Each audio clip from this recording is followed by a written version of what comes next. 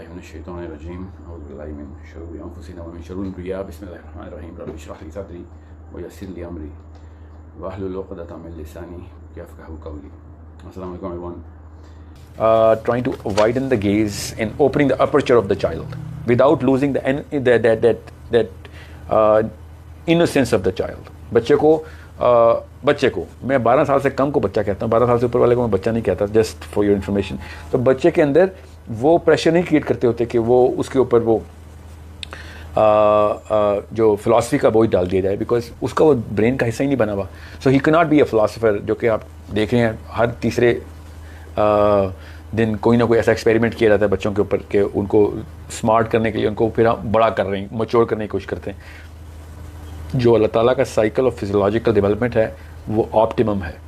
अगर बच्चा बच्चों वाली बचगाना हरकतें कर रहा है तो ये ऑप्टिमम है, और एक बड़ा बचगाना हरकतें कर रहा है तो ये ऑप्टिमम नहीं, और एक बच्चा जो है वो बड़ों वाली हरकतें कर रहा है ये भी कोई मसला है.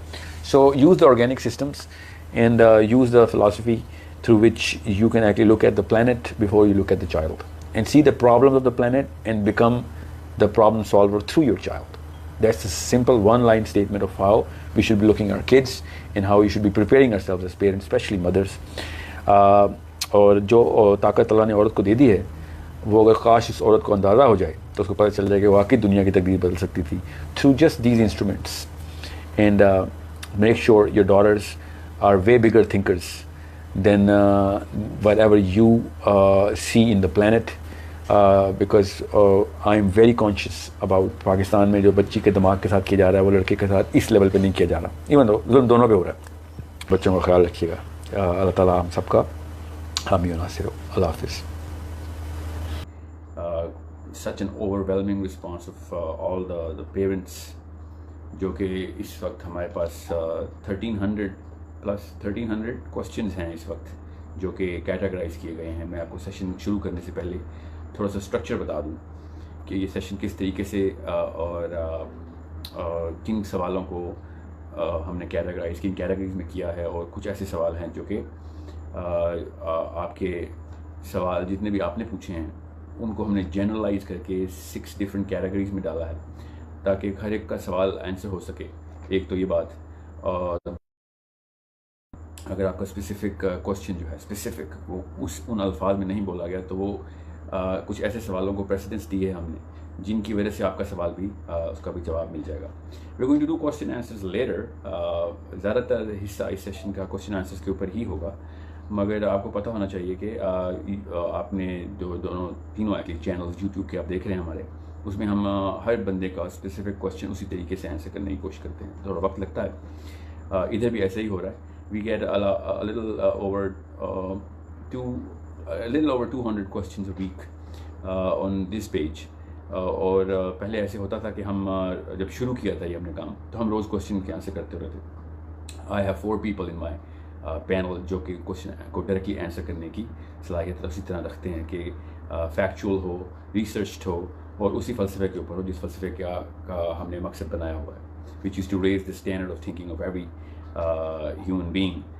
सो अब फिर ऐसा होना शुरू हो गया कि हमारे पास फिर सवालों की तादाद बढ़ना शुरू हो गई. फिर एक हफ्ते तक हमने टर्न अराउंड करना शुरू किया उसको, और फिर टीम की तादाद भी बढ़ाई हमने. बट क्वाइट फ्रेंकली इस वक्त जो हमारा जो टर्न अराउंड टाइम इस वक्त जो चल रहा है वो 40 डेज़ का चल रहा है. सो 40th डे पे आपका क्वेश्चन आंसर हो रहा है इस वक्त, विच इज़ अल्हम्दुलिल्लाह great sign in a way कि a lot of people are serious. The difference between any other Facebook page or YouTube channel is and this is the fact that we have such an amazing collection of people जहाँ पे जितने भी हमारे subscribers हैं जो कि इस page पे हैं और जो कि YouTube पे हैं और all the social media channels. It excites me literally to go through all the questions. I can't go through all the questions all the time, so I have a lot of people who are doing it for me, my teammates. We have volunteers, we have professionals who work with source code जो कि साथ साथ काम कर रहे हैं. मैं साथ साथ फेसबुक पे लाइव क्वेश्चन लेने की भी कोशिश कर रहा हूँ, इसलिए मैं साथ साथ आपको एड्रेस करने की कोशिश करूँगा इधर. So what I want to do is first appreciate all of those people. मैं बहुत शुक्रगुजार हूँ सीरियसली, स्पेशली पेरेंट्स का, स्पेशली मदर्स का, कि जो इतने सवाल पूछती हैं और पूछते हैं और इतने सीरियस क्वेश्चंस पूछते हैं। हमने एक कैंपेन स्टार्ट की हुई है सोर्स कोड से। सोर्स कोड का मैं थोड़ा सा इंट्रो आपको दे दूँगा। वो कंपनी है हमारी ट्रेनिंग एंड डेवलपमेंट की, जिसके थ्रू जो बहुत ज़्यादा इंटेलिजेंट क्वेश्चंस होते हैं और उनकी उस शख्स की कोई भी प्रेजेंस कहीं पे भी हो वो, एंड ही कीप ऑन और she keep on asking those questions, we actually engage that person, we make sure that we engage that person and we offer and a lot of जितने भी हमारे company के employees हैं वो ज़्यादातर इसी campaign से ही कंपनी को उन्होंने ज्वाइन किया है। और there are so many volunteers in Karachi and in Peshawar and in Lahore, specifically Lahore में सबसे ज़्यादा हैं, and I myself I am from Islamabad. So इतना ज़्यादा ओवरवेलमिंग जो रिस्पॉन्स है और इतनी सीरियसनेस है और इतनी अल्हम्दुलिल्लाह इंटेलिजेंट क्वेश्चनिंग है, जिससे इतनी तक़वियत मिलती है मुझे कि hopefully this nation is rising up to a very substantial credibility inshallah in the next generation. I'll be honest, I don't really have a lot of hope. I try and yield that hope every time I go. मैंने पाकिस्तान की तकरीबन सारी universities का tour बारहा किया और students से directly बात की। 2018 में तो मैंने सिर्फ और सिर्फ यूनिवर्सिटीज़ के स्टूडेंट्स से बात की ताकि उनको उस पर्पस ड्रिवन लाइफ के ऊपर लाया जाए।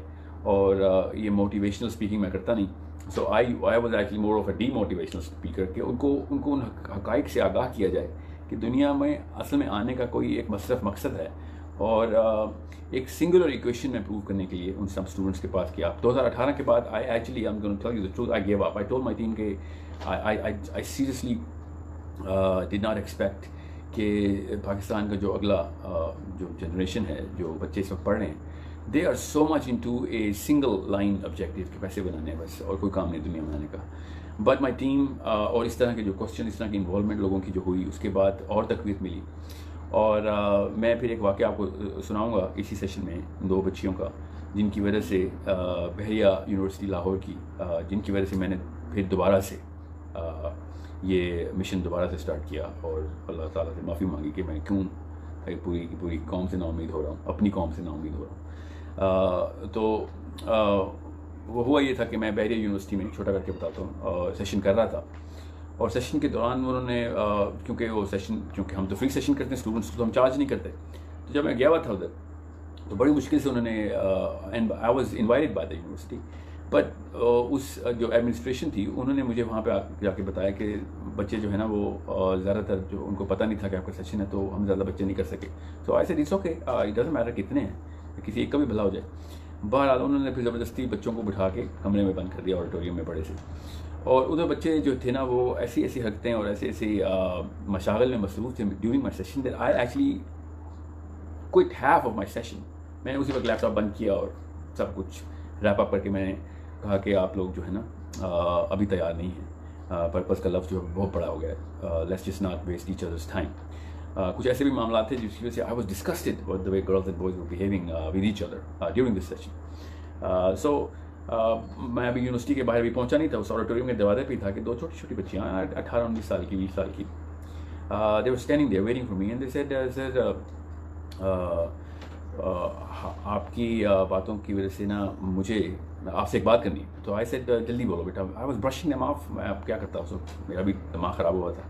ऐसे बताएं क्या क्वेश्चन है, एंड जैसे नहीं सर सबके सामने इस तरह मैं क्वेश्चन नहीं कर सकती, मैं embarrassed about my it's a 10-year struggle. छोटी सी बच्ची मुझे कह रही, एंड आई वाज थिंकिंग 10-12 साल टोटल उम्र आपकी, आप क्या 10 year स्ट्रगल की आप बात कर रही हैं। She said no it's an internal struggle and I want you to answer this question because जो आपने सेशन किया वो ऐसे लग रहा था जैसे कि आप अल्लाह ने मेरे लिए भेजी, क्योंकि मैं तो शुरू से सोच रही थी कि मेरी दुनिया में आने का वो मकसद है। एंड यू सेड कि कोई जो चीज़ आपको तंग करती है वही असल में आपका ग्लोबल पर्सपेक्टिव, वही असल में आपका अलार्म क्लॉक होता है, वही बताता है कि मकसद क्या है।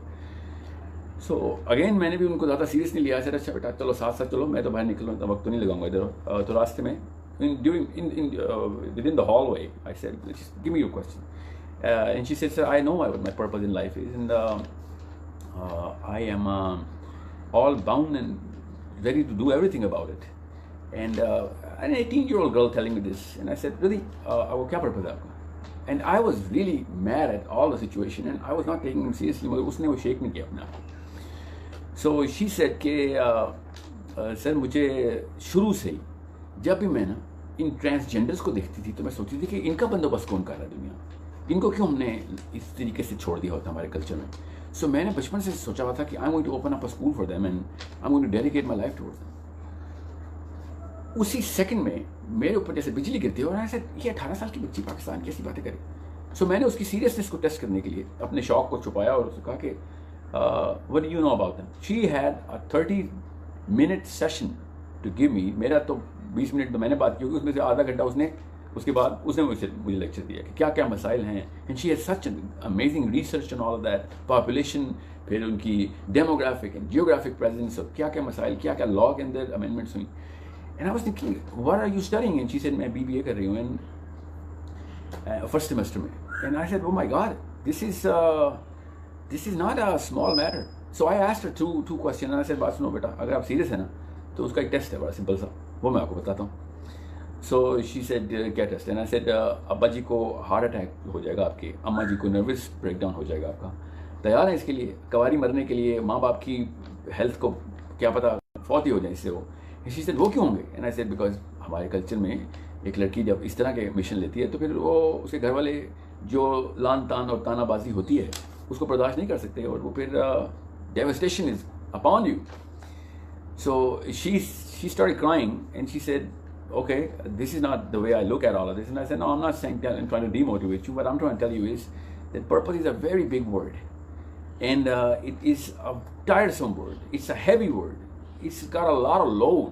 इतना वजन है कि आम बंदा उठा ही नहीं सकता इसको, और वो इसीलिए इस वजन से बचने के लिए अपनी नाहली को जस्टिफाई करता है और डरता है और वो पतली गली निकल लेता है और सारी उम्र इन पतली गलियों में गुजारती है ज़्यादातर लोग कि कहीं बड़ा काम ना करना पड़ जाए, क्योंकि इतना बड़ा जो क्रिटिसिज्म है पूरी दुनिया का वो आपके अगेंस्ट होती है। हर तरह की मुआशी और माशरती मुश्किलात आपके सामने होती हैं, तो ये कैसे उठाएंगे आप? So I admit, I confess, I should not have given her that sort of a dose early on, but that very evening she called me and she said कि मैं 2 बंदों के जान बचाने के लिए लाखों जानें नहीं कुर्बान करने दूंगी किसी। एंड ऐसे 2 बंदे कौन से? She said my mother and my father. सिर्फ 2 ही बंदे मरेंगे ना, बाकी तो बच जाएंगे। An 18-year-old girl, maybe 90, saying this to me changed my perspective towards this Pakistani nation. ना सिर्फ पूरे पाकिस्तान से मेरी उम्मीद रिवाइटलाइज हुई, बल्कि the power of the girl, जो कि हमने बहुत ही अंडर एस्टिमेट, हमारे कल्चर में under estimation of the woman kind. And I really believe कि जो बड़े काम है ना अल्लाह ताला ने जितने बड़ा बोझ होता है उतनी ताकत वाले कोई दिया रहता है। तो I really had to rethink of the way my worldview is about all of those elements which are so important, because it is one statement कि सर 2 बंदे मर रहे हैं ना, बस ज़्यादा से 2 बंदे मरेंगे या 3 मर जाएंगे मैं भी, but I can't just compromise on such a big problem that you told me yourself कि alarm clock अंदर से बज रहा है। And I made sure that this number that she called me from, मैंने अपने तमाम अहबाब को जो कि अच्छी पोजीशंस पे थे, शऊर वाले थे, बड़े बड़े ओहदों पे थे, ऐसे ये नंबर है, आपने इस बच्ची को कॉल करके इसको ढारस बनानी है कि हमें ये पता चला है, we are with you, just say these words। और वो 15-20 कॉल्स उस रात को गई and she call me next day, she was crying again and she said I don't know कि क्या होगा मेरे साथ, पर इतना तो मुझे पता है कि उनके साथ क्या हो रहा है। So whatever is going to happen to me is going to be less than the suffering of those people. And that's when I actually, and this is 2019, this is not too far, this is too early 2019, maybe late 2018. And I came back and I everywhere I go, I quote these 2 girls. And they are half my age and twice the inspiration of any big leader that can ever give me. And they actually redefined this word success for me. And I'm not going to go into success just like that. मैं पहले, क्योंकि question सारे parenting के आए हैं तो मैं पहले वो करूँगा, मगर मैं आपको ये बता दूँ कि थोड़ी सी एप्रीहेंशंस हुई हैं मेरे इस टॉपिक के ऊपर। जो क्वेश्चन आए हैं उनमें से 10-15% सवाल तो ऐसे थे कि जो कहते थे कि आपने ये एक जुमला इतना डिमीनिंग क्यों लिखा है कि why some kids will never be successful. मैंने एक कहानी किसी वजह से स्टार्ट की ताकि मैं आपको बता सकूँ कि मैं नाउम्मीद नहीं, उन 2 बच्चियों ने पूरी उम्र के लिए शायद मुझे उम्मीद दी थी। और वो कर भी रही हैं काम, याद हो ना खाली बातें की हों, they're really actively pursuing that and they're coming up with some resources to make sure that the movement not just starts but never stops. बाकी तो अल्लाह ताला ने, हमारा काम तो कोशिश होता है. Success is not about the triumph, success is about the reattempt after the first of many failures, and reattempt, the energy and the grit to reattempt. Whoever is reattempting to change the face of the globe is a successful man, no matter whether he gets there or not. So I am talking as a very inspired person, और मेरे पास scientific proofs हैं, मैं validation के साथ बात करता हूँ. I am a researcher. मुझे दो चार सवाल तो ऐसे भी हैं कि आप होते कौन है बताने वाले कि हमारा बच्चा नाकाम होगा. नहीं, मैं कोई नहीं होता, फैक्ट्स होते हैं. मैं एक ट्रांसमीटर हूँ. I do not come up with new opinions. I am only a transmitter of a lot of facts and I am just a researcher. I have studied psychology for 8 years. I've studied now for the last 5-6 years. I've just studied neurobiology. क्योंकि मुझे इतना ज़्यादा मवाद मिल गया था उधर से, उस फिलॉसफी का, कि जिस लेंस से मुझे शायद परवरिश मिली कि दुनिया का वर्ल्ड व्यू ऐसे है, ये है दुनिया, ये कायनात के मतलब है. और ये इन सब्जेक्ट्स के अंदर वो तमाम आंसर्स मुझे मिलना शुरू हो गए थे. ज़रा एक सब्जेक्ट में सारे आंसर्स तो नहीं देने होते. You have to be very very explorative in terms of your aperture. But so I'm just a fellow researcher who's trying to collect all the facts, and it's not just me. My whole company is full of people, kids, 20-year-old kids, 25-year-old kids who are, I'm not calling them kids, they're functioning adults, mashallah. But in your definition, they're still kids trying to chase a career. But my teammates don't chase a career; they chase a purpose. और ऐसे बच्चे जो कि university से मुझे question करते हैं, वो हमने नाम लिखे हुए उनकी अपनी कंपनी के वॉल्स के ऊपर कि ये जैसे ही ये गुलाम इसाक खान से ग्रेजुएट होगा, ये IBA से ग्रेजुएट होगा, ये बहरिया से ग्रेजुएट होगा, इसको फर्स्ट ऑफर हमने लगानी कि तू जिस लेवल के ऊपर तूने जहन अपना तैयार कर लिया हुआ है, तेरे माँ बाप ने और घर वालों ने मिल के, और जैसे भी हुआ ये वाक़या, हमने ये फिक्र नहीं होने देनी कि तेरे माशी मसाइल क्या होंगे. वी आर इंशाल्लाह गोइंग टू, क्योंकि तो अल्लाह ताला का निज़ाम है, we are going to appreciate the vigor and the perspective that these kids are. Little kids who are still studying and their career is already there. And this is how serious we take our mission. कि किसी भी level के ऊपर किसी पाकिस्तानी को तैयार करने में कोई कसर न रहे, कि जो इंडिविजुअल ह्यूमन इंडिविजुअल है ना, हमने उसकी डेफिनेशन में जो गलती की है, the way we look at the human individual and the way we define what a human scoping is, वो इतनी गलत है कि बड़ी कौम छोटी कौम के क्या मवाजने करने. पाकिस्तान के वही एक सैंपल है पाकिस्तान दुनिया का. इस वक्त पाकिस्तान को स्पेशल पेक्यूलियरली डिफरेंट सोच नहीं रखता. अलमिया है, होना चाहिए था, मगर कोई दुनिया पूरी के अंदर जो इस वक्त फिनोमेना चल रहा है ना, जो कैपिटलिस्टिक माइंडसेट के थ्रू हमें ट्रेन किया जाता है, तो सबसे बड़ा नुकसान हम करते हैं किसी भी इंसान के साथ, तो ये करते हैं कि उसकी definition of the scope of that human being, जो जनरल डेफिनेशन है कि एक इंसान किस लिए आया, उसी को छोटा कर देते हैं. और आप अपने अपने दिल से खुद पूछें कि आप अपने बच्चों में सक्सेस के पैरामीटर जब डिफाइन करते हैं तो उसकी टॉप 2-3 पैरामीटर्स क्या होते हैं. मेरी तो कंपनी करती रिसर्च है.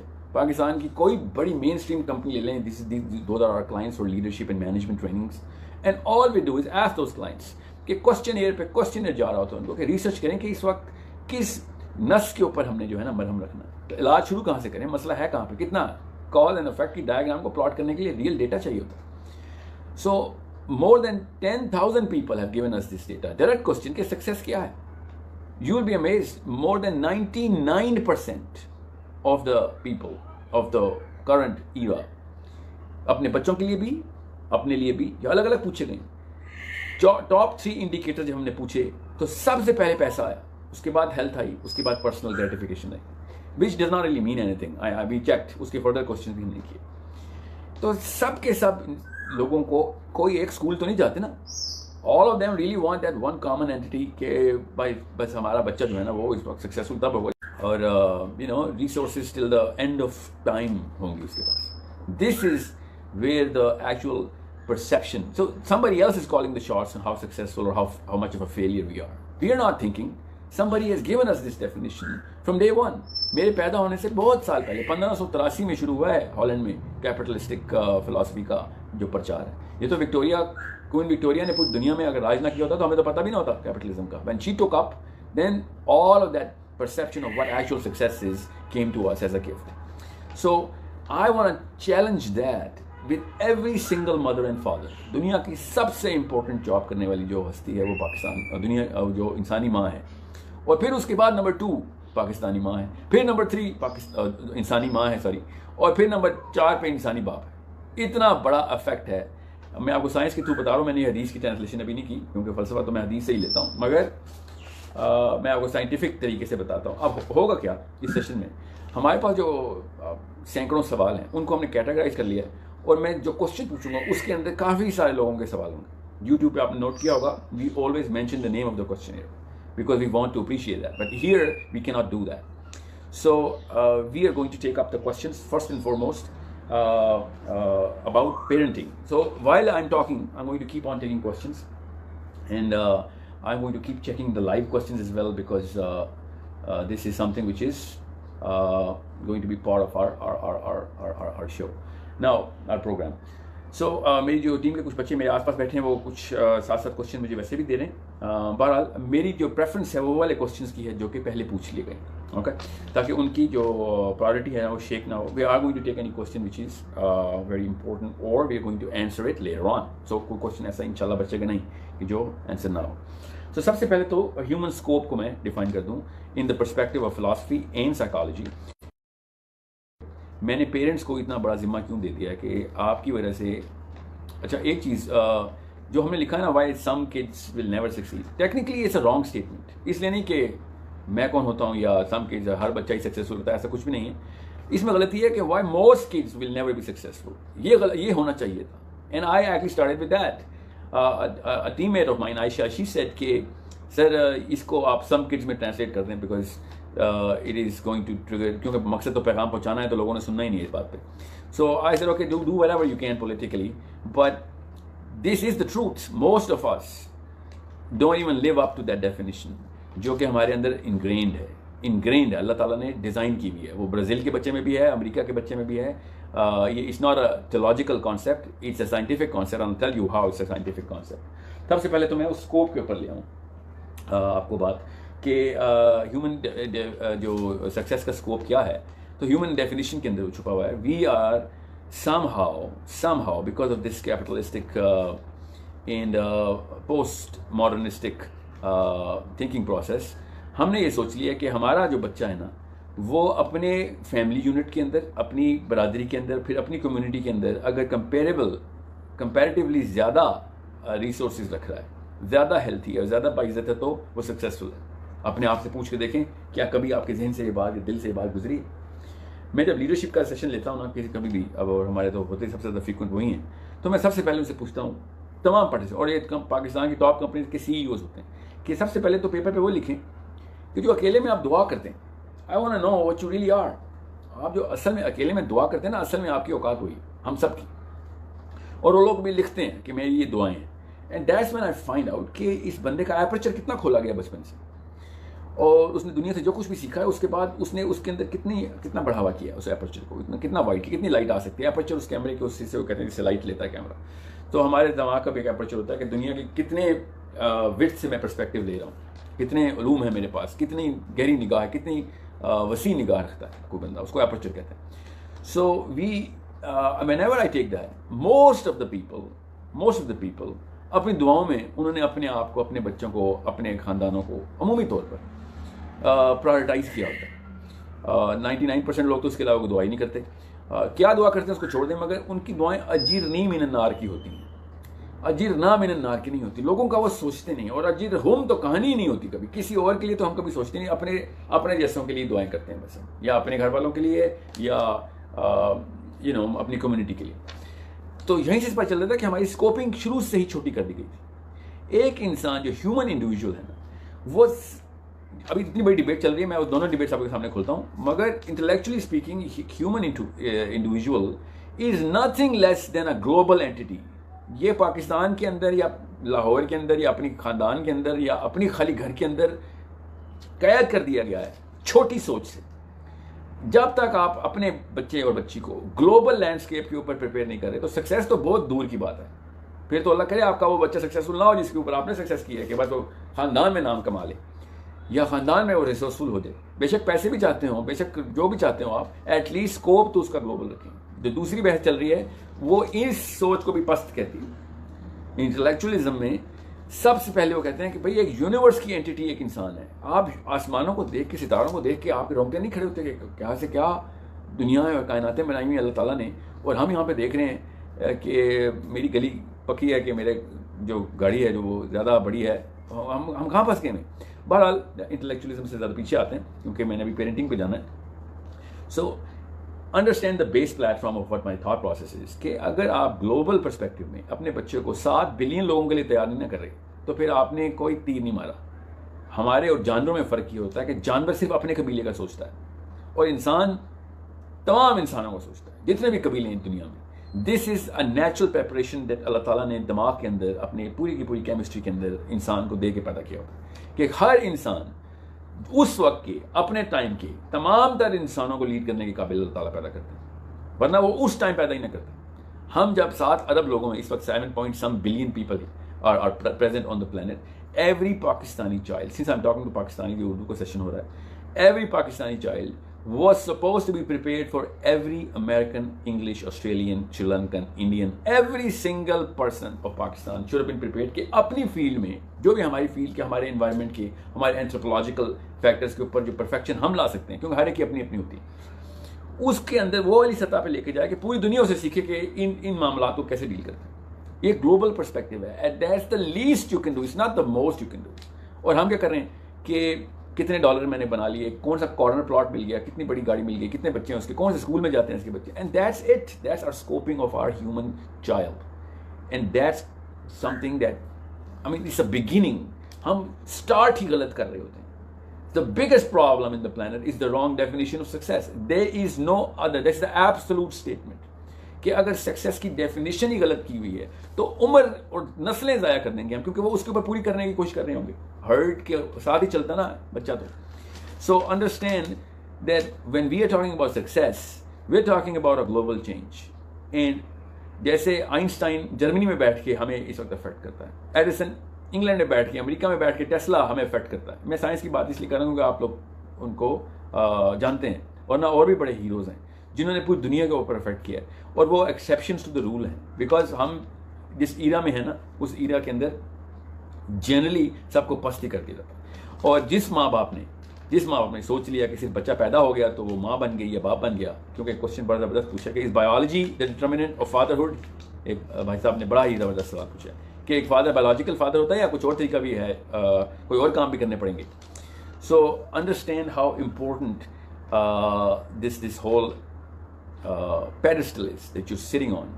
और मैं आपको इसकी मिसाल ऐसे देता हूँ, अगर अभी आपको सबूत भी दे दूंगा, मिसाल पहले सुन लें कि अगर एक न्यूक्लियर रिएक्टर, एक मुल्क में अगर आप जाएं और वहाँ पे पता चले कि कुछ लोगों ने न्यूक्लियर रिएक्टर अपने अपने घरों में लगा के उससे अपने पंखे और बल्ब ऑन किए हुए, तो आपको कैसा लगेगा कि यार ये क्या कर रहे हो तुम, एक न्यूक्लियर रिएक्टर रखा हुआ है और घर की बिजली चला रहे हो उसके ऊपर, ये पूरे के पूरे मुल्क में फैलाओ ना इसको। अगर इतना बड़ा रिएक्टर आ गया आपके पास, एक न्यूक्लियर रिएक्टर की सेंस तो हम सबको है कि वो जो the most amount of energy that can be produced through this technology is incomparable to any other technology। So आप किसी एक ऐसे इलाके में जाएं जहाँ पे हर घर के नीचे एक न्यूक्लियर रिएक्टर लगा हुआ हो या साइड पे, और उससे अपने घर के बल्ब जला रहा हो। मैं जब भी इंसानी बच्चे की ये जो परवरिश की मॉडल है ना, वो इसी मिसाल से स्टार्ट करता हूँ कि आपके घर में अल्लाह ने न्यूक्लियर रिएक्टर दिया था और आपने उसे अपने से उसका स्कोप अपने घर तक रखा, ज़्यादा से ज़्यादा अपने कजन्स और your immediate family or his classmates। This is how big of a problem। मतलब आप कभी सोचें कि एक F-16 का जहाज, आप गाड़ी चला रहे हो लाहौर में, इस्लामाबाद में, F-16 का जहाज, वो जी मैं अभी लगा देता हूँ, F-16 का जहाज, अभी आपको शायद आवाज़ बेहतर आ रही हो। Let me check the sound as well।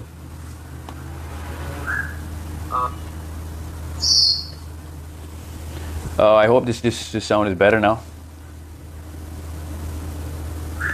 कि एक F-16 का जहाज़ आप देख रहे हों और आप गाड़ी चलाते हुए जा रहे हों और आगे मेन रोड पे टर्न करें तो एक रेड लाइट के ऊपर F-16 का जहाज़ भी खड़ा हो और वो भी फिर ग्रीन लाइट के ऊपर राइट ले रहा हो जब, और आप देखेंगे कि ये क्या नीचे क्या कर रहा है, वो तुझे यही नहीं पता कि तुझे कौन सी मशीन मिल गई है।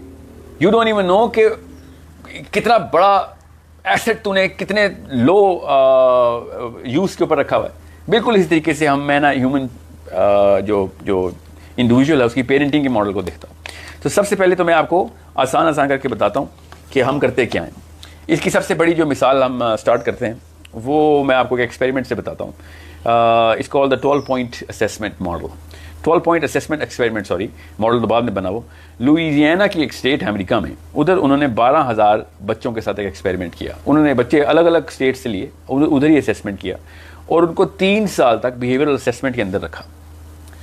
3 साल उन्होंने 12,000 बच्चों के साथ असेसमेंट की, 12 डिफरेंट असेसमेंट्स की। वो पेपर पे क्विज नहीं लेते थे, दे वर असेसिंग, दे टेस्टिंग, जो टेस्ट कर रहे थे वो बच्चों को, वो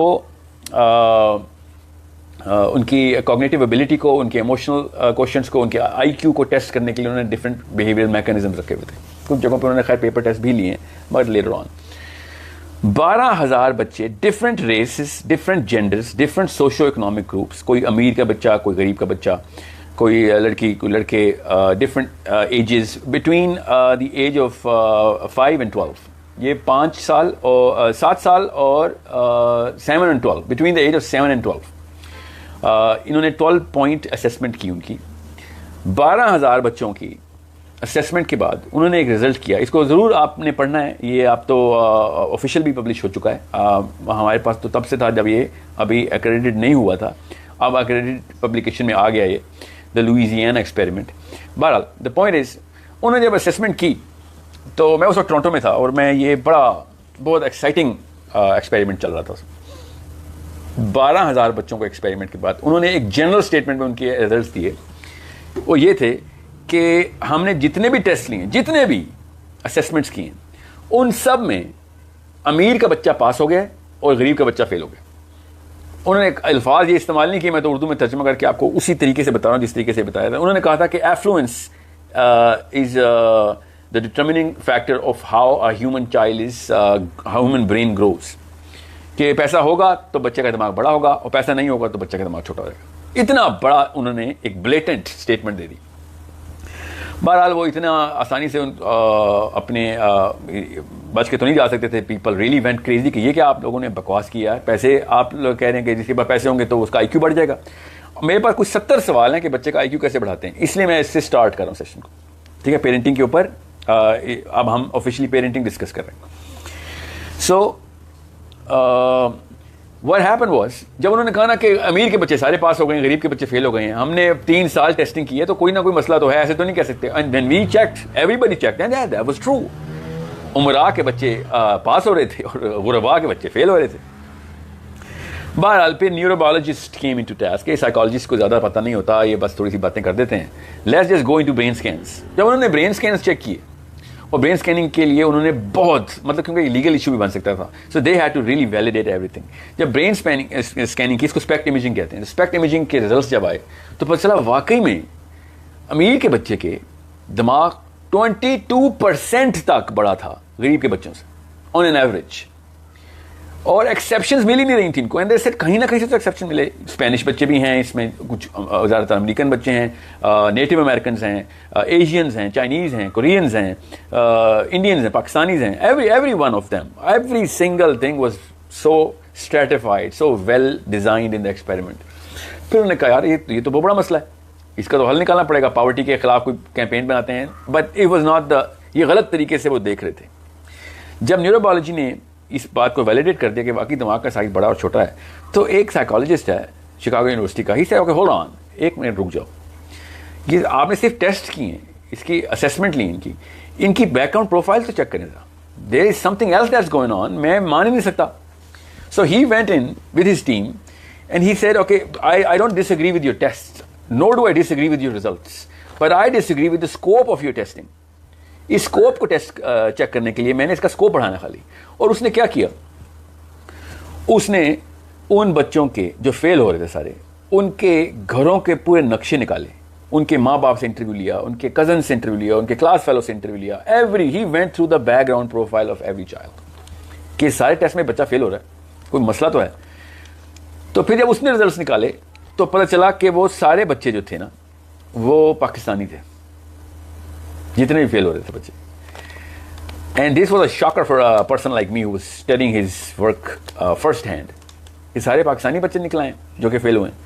अब जाहिर है वो पाकिस्तान का लफ्ज़ नहीं उसने बोला, मगर जो उसने इंडिकेटर्स बताए थे ना कि जो घर में मामलात चल रहे थे माँ बाप के साथ, वो उसने बताया कि ये मामला चल रहे थे। और जब मैंने वो पढ़ा उसको, तो मैंने जब वो इंडिकेटर्स देखे तो मैंने कहा ये तो पाकिस्तान का कल्चर बता रहे हैं आपने बताया नहीं है, लफ्ज़ पाकिस्तान नहीं बोला, मगर आपको पता ही नहीं है कि मैं जिस कल्चर से आया हूँ उधर तो ये बातें फ़र्ज़ हैं कि ये की जाएँ अपने बच्चों के साथ। ये तो कोई घर पाकिस्तान का है ही नहीं, उसमें 3-4 ये चीज़ें ज़रूरी हैं कि वो बच्चे की परवरिश में डालते ही डालते। अब वो क्या हैं वो मैं आपको बाद में बताता हूँ, पहले ये सुन लें कि उससे हुआ क्या।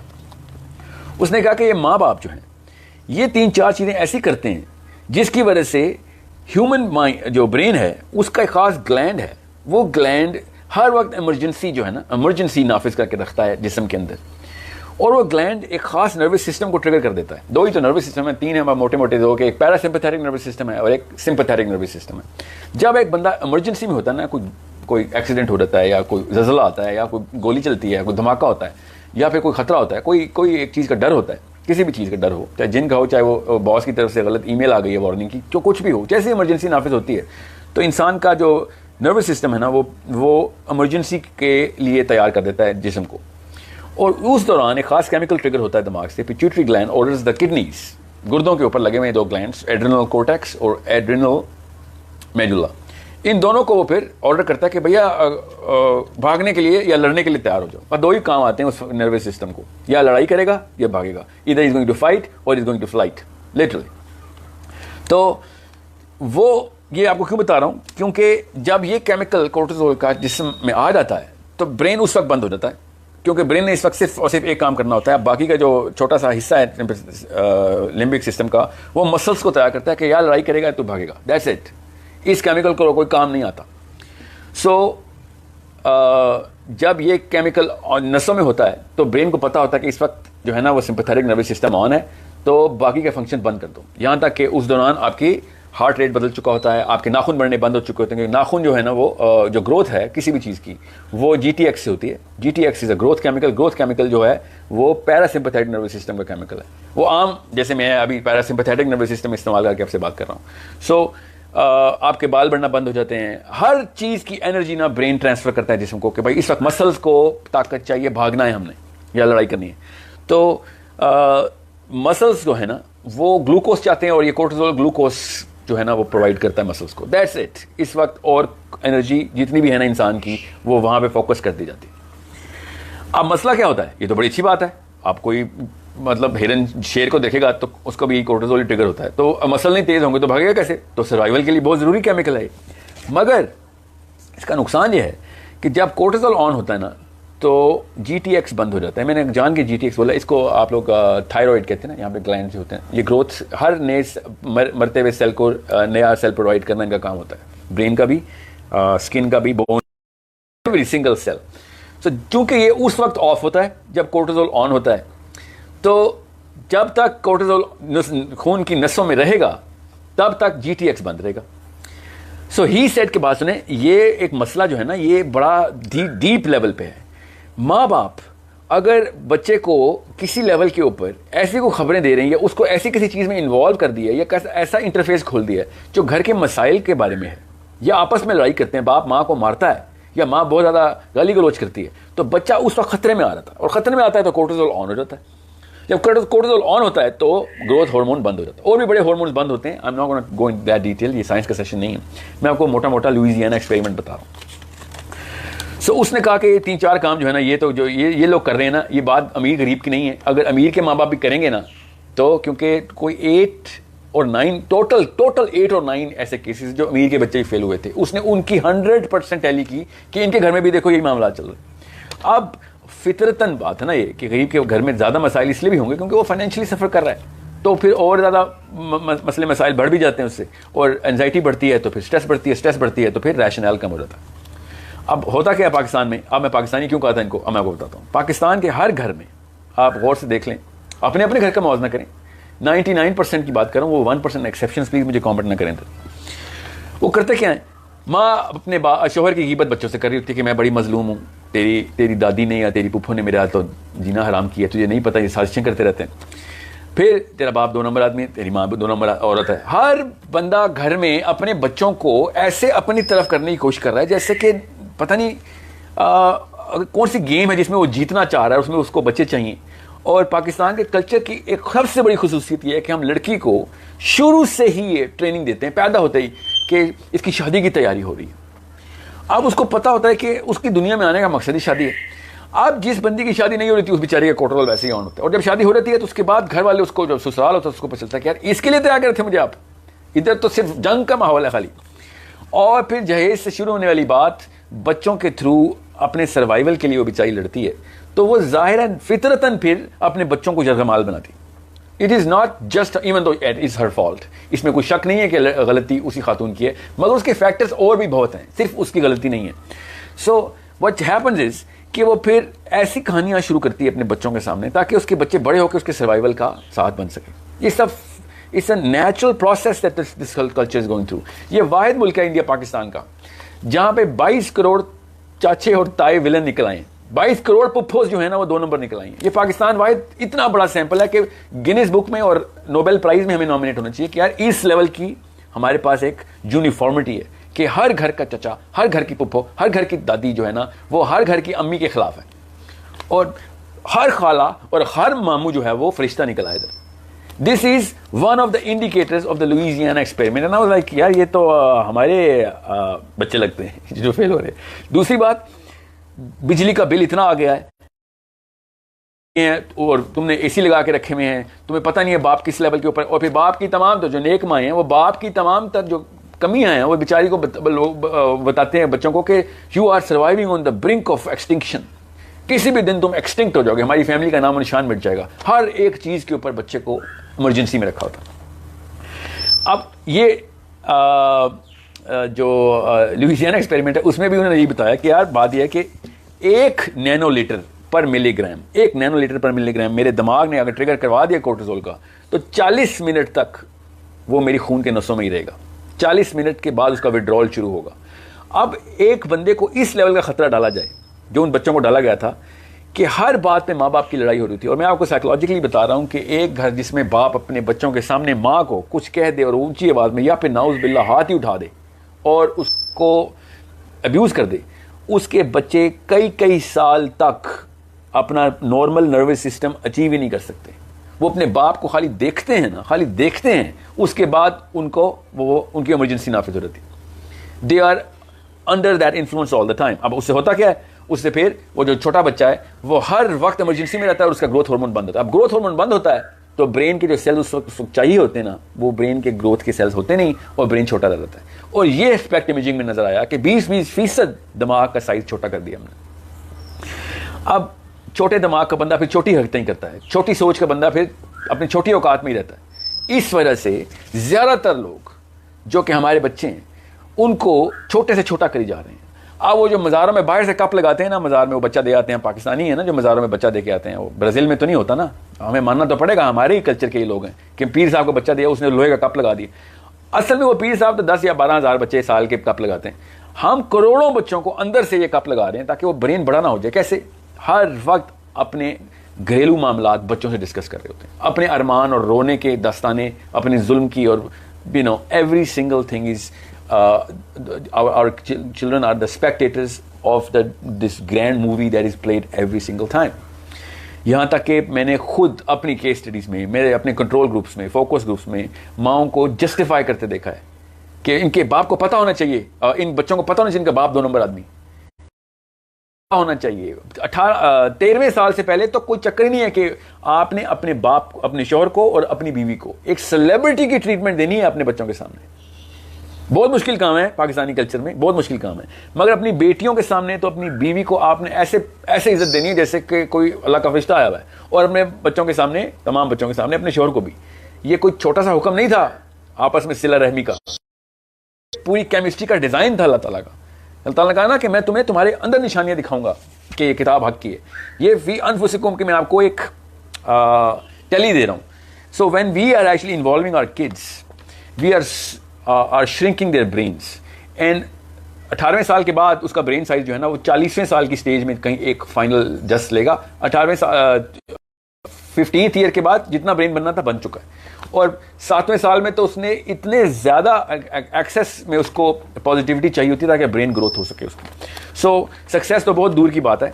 अब हम फेलियर के ग्रेड ही देखेंगे कि जो ऐसे घरों में फेलियर के ग्रेड्स जो है ना वो कितने अचीव हो रहे हैं, कौन छोटा फेलियर है ये देख रहे हैं हम इस वक्त। अब क्या बड़े मकसद की बात करनी और क्या ग्लोबल आइडेंटिटी की बात करनी, क्या वर्ल्ड व्यू दिखाना। जब एक बंदा अपने माँ बाप के मसाइल से नहीं निकल सका, उस बेचारे को तो क्या दुनिया को उसने क्या लीडरशिप दिखानी है अपनी और किस मकसद पे लेके जाना। So what can we do? I'll tell you, ये जो कोर्टिसोल है ना, इसका एक एंटी केमिकल भी अल्लाह ने बनाया हुआ है। 40 मिनट तो नहीं लगने चाहिए ना हर दफ़ा। तो होता क्या है कि इसका एक जो टॉगल स्विच है ना, उसको उस केमिकल को कहते हैं ऑक्सीटोसिन। अगर ऑक्सीटोसिन नसों में आ जाए ना तो जितना कोर्टिसोल ना उसी वक्त खत्म हो जाता है। वो एक्चुअली एक और केमिकल है वेसोप्रेसिन, उसमें कन्वर्ट हो जाता है। वो very positive chemical. Now understand why I am telling you this. सबसे पहले तो मुझसे 3 सवाल पूछे गए कि सर जो शुरू के सालों के बच्चे के जो पहले 3-4 साल हैं उसमें हम ऐसा क्या करते हैं जिससे IQ बढ़ सकता है या कम हो सकता है। तो मैं आपको मोटा मोटा बताता हूँ, हमारी काफ़ी डिटेल वीडियो है इसके ऊपर। I am not gonna go in detail here. आप वो ज़रूर चेक करें, raising the children of the 21st century की, वो ज़रूर देखिए। वो 2-2.5 घंटे के सेशन के अंदर हमने इन्फेंसी के ऊपर बहुत ज़्यादा डिटेल में गए हैं। उसमें साइंस का क्वेश्चन साइंस के सारे। वैसे मैं आपको बता दूँ कि बच्चे को जो पहले तीसरा साल, जब तक पहले 3 साल तक जो एक दिन से लेकर तीसरे साल तक का जो बच्चा है, उसके सामने आपने सिर्फ और सिर्फ उसकी फिजियोलॉजी का ख्याल रखना है कि उसको गर्मी सर्दी ज़्यादा तो नहीं लग रही। और बच्चों को इतनी गर्मी सर्दी नहीं लगती जितनी माओं को लगती है। तो अगर आपको सर्दी लग रही है तो बच्चे को स्वेटर मत पहना देना प्लीज़, या आपको गर्मी लग रही है तो बच्चे के कपड़े उतारना शुरू कर देते हैं आप। Don't do that. जब तक बच्चा कंप्लेन नहीं करता, एजिटेटेड नहीं होता, तब तक आपने उसको रिएक्शन, अल्लाह ताला ने जो मशीन बनाई है ना उसको ऐसे ही ट्रीट करें। जब तक आपके सेल फोन पे लिखा नहीं आता कि बैटरी खत्म हुई तब तक चार्जर पे नहीं लगाते ना, बिल्कुल इसी तरीके से बच्चों को आप ट्रीट करें। और बच्चों को एक्सेसिव फूड भी मत दें और बहुत कम फूड भी मत दें। ये फार्मूला मिल्क के ऊपर से खुदा का वास्ता अपने बच्चों को हटाएं, उससे उनकी केमिस्ट्री चेंज हो जाती है सारी। दूसरी चीज़ जो आपने बच्चों के साथ करनी है उनका IQ बढ़ाने के लिए, वो सबसे ज़्यादा ज़रूरी चीज़ है उनको ज़बानें सिखाना। मैं आपको फिर बता रहा हूँ, हम 2-2 साल के बच्चों को कुरान हिफ्ज़ के लिए तो ले जाते हैं, बहुत अच्छी बात। ये वो उम्र नहीं है कि जिसमें ये ऑप्टिमम काम नहीं है उसके लिए। ऑप्टिमम काम है कि आप उसको अरबी सिखा दें। 3 का फिगर साइकोलॉजी में और आप न्यूरोबायोलॉजी में भी आ गया कि 3 लैंग्वेजेस एट मिनिमम एक इंसानी बच्चे को 5वें साल तक फ्लुएंटली सिखानी ज़रूरी है। क्यों? क्योंकि जो ब्रेन सेंटर है ना लैंग्वेज का, दैट्स द लेफ्ट हेमिस्फीयर के बहुत और भी बहुत फंक्शन है। अभी मैं उसकी तफसील में नहीं जाता, मगर IQ आपका सारा लेफ्ट हेमिस्फीयर से ही निकाल लें आप इस वक्त। सो जो लैंग्वेज है, अगर आपने अपने बच्चे को कॉन्शियसली पहले 8-9 सालों में 3 ज़बानों के ऊपर पूरी तरीके से फ्लुएंट कर दिया, तो शुरू अगर आपने पहले 3-4 सालों से ही कर दिया, क्योंकि ज़बानें तो पहले 3 सालों में सीखता हो असल में मोस्ट फ्लुएंटली।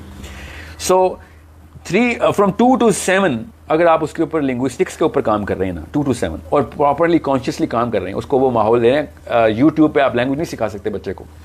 लैंग्वेज सिखाने के लिए उसको उस तरह के ज़बान कानों से सीखी जाती है, याद रखिएगा। ज़बान सिर्फ कानों से सीखी जाती है, ज़बान किताब से नहीं सीखी जा सकती। कान जो है ना, these are primary modulators of any language, any skill of the language goes through our year.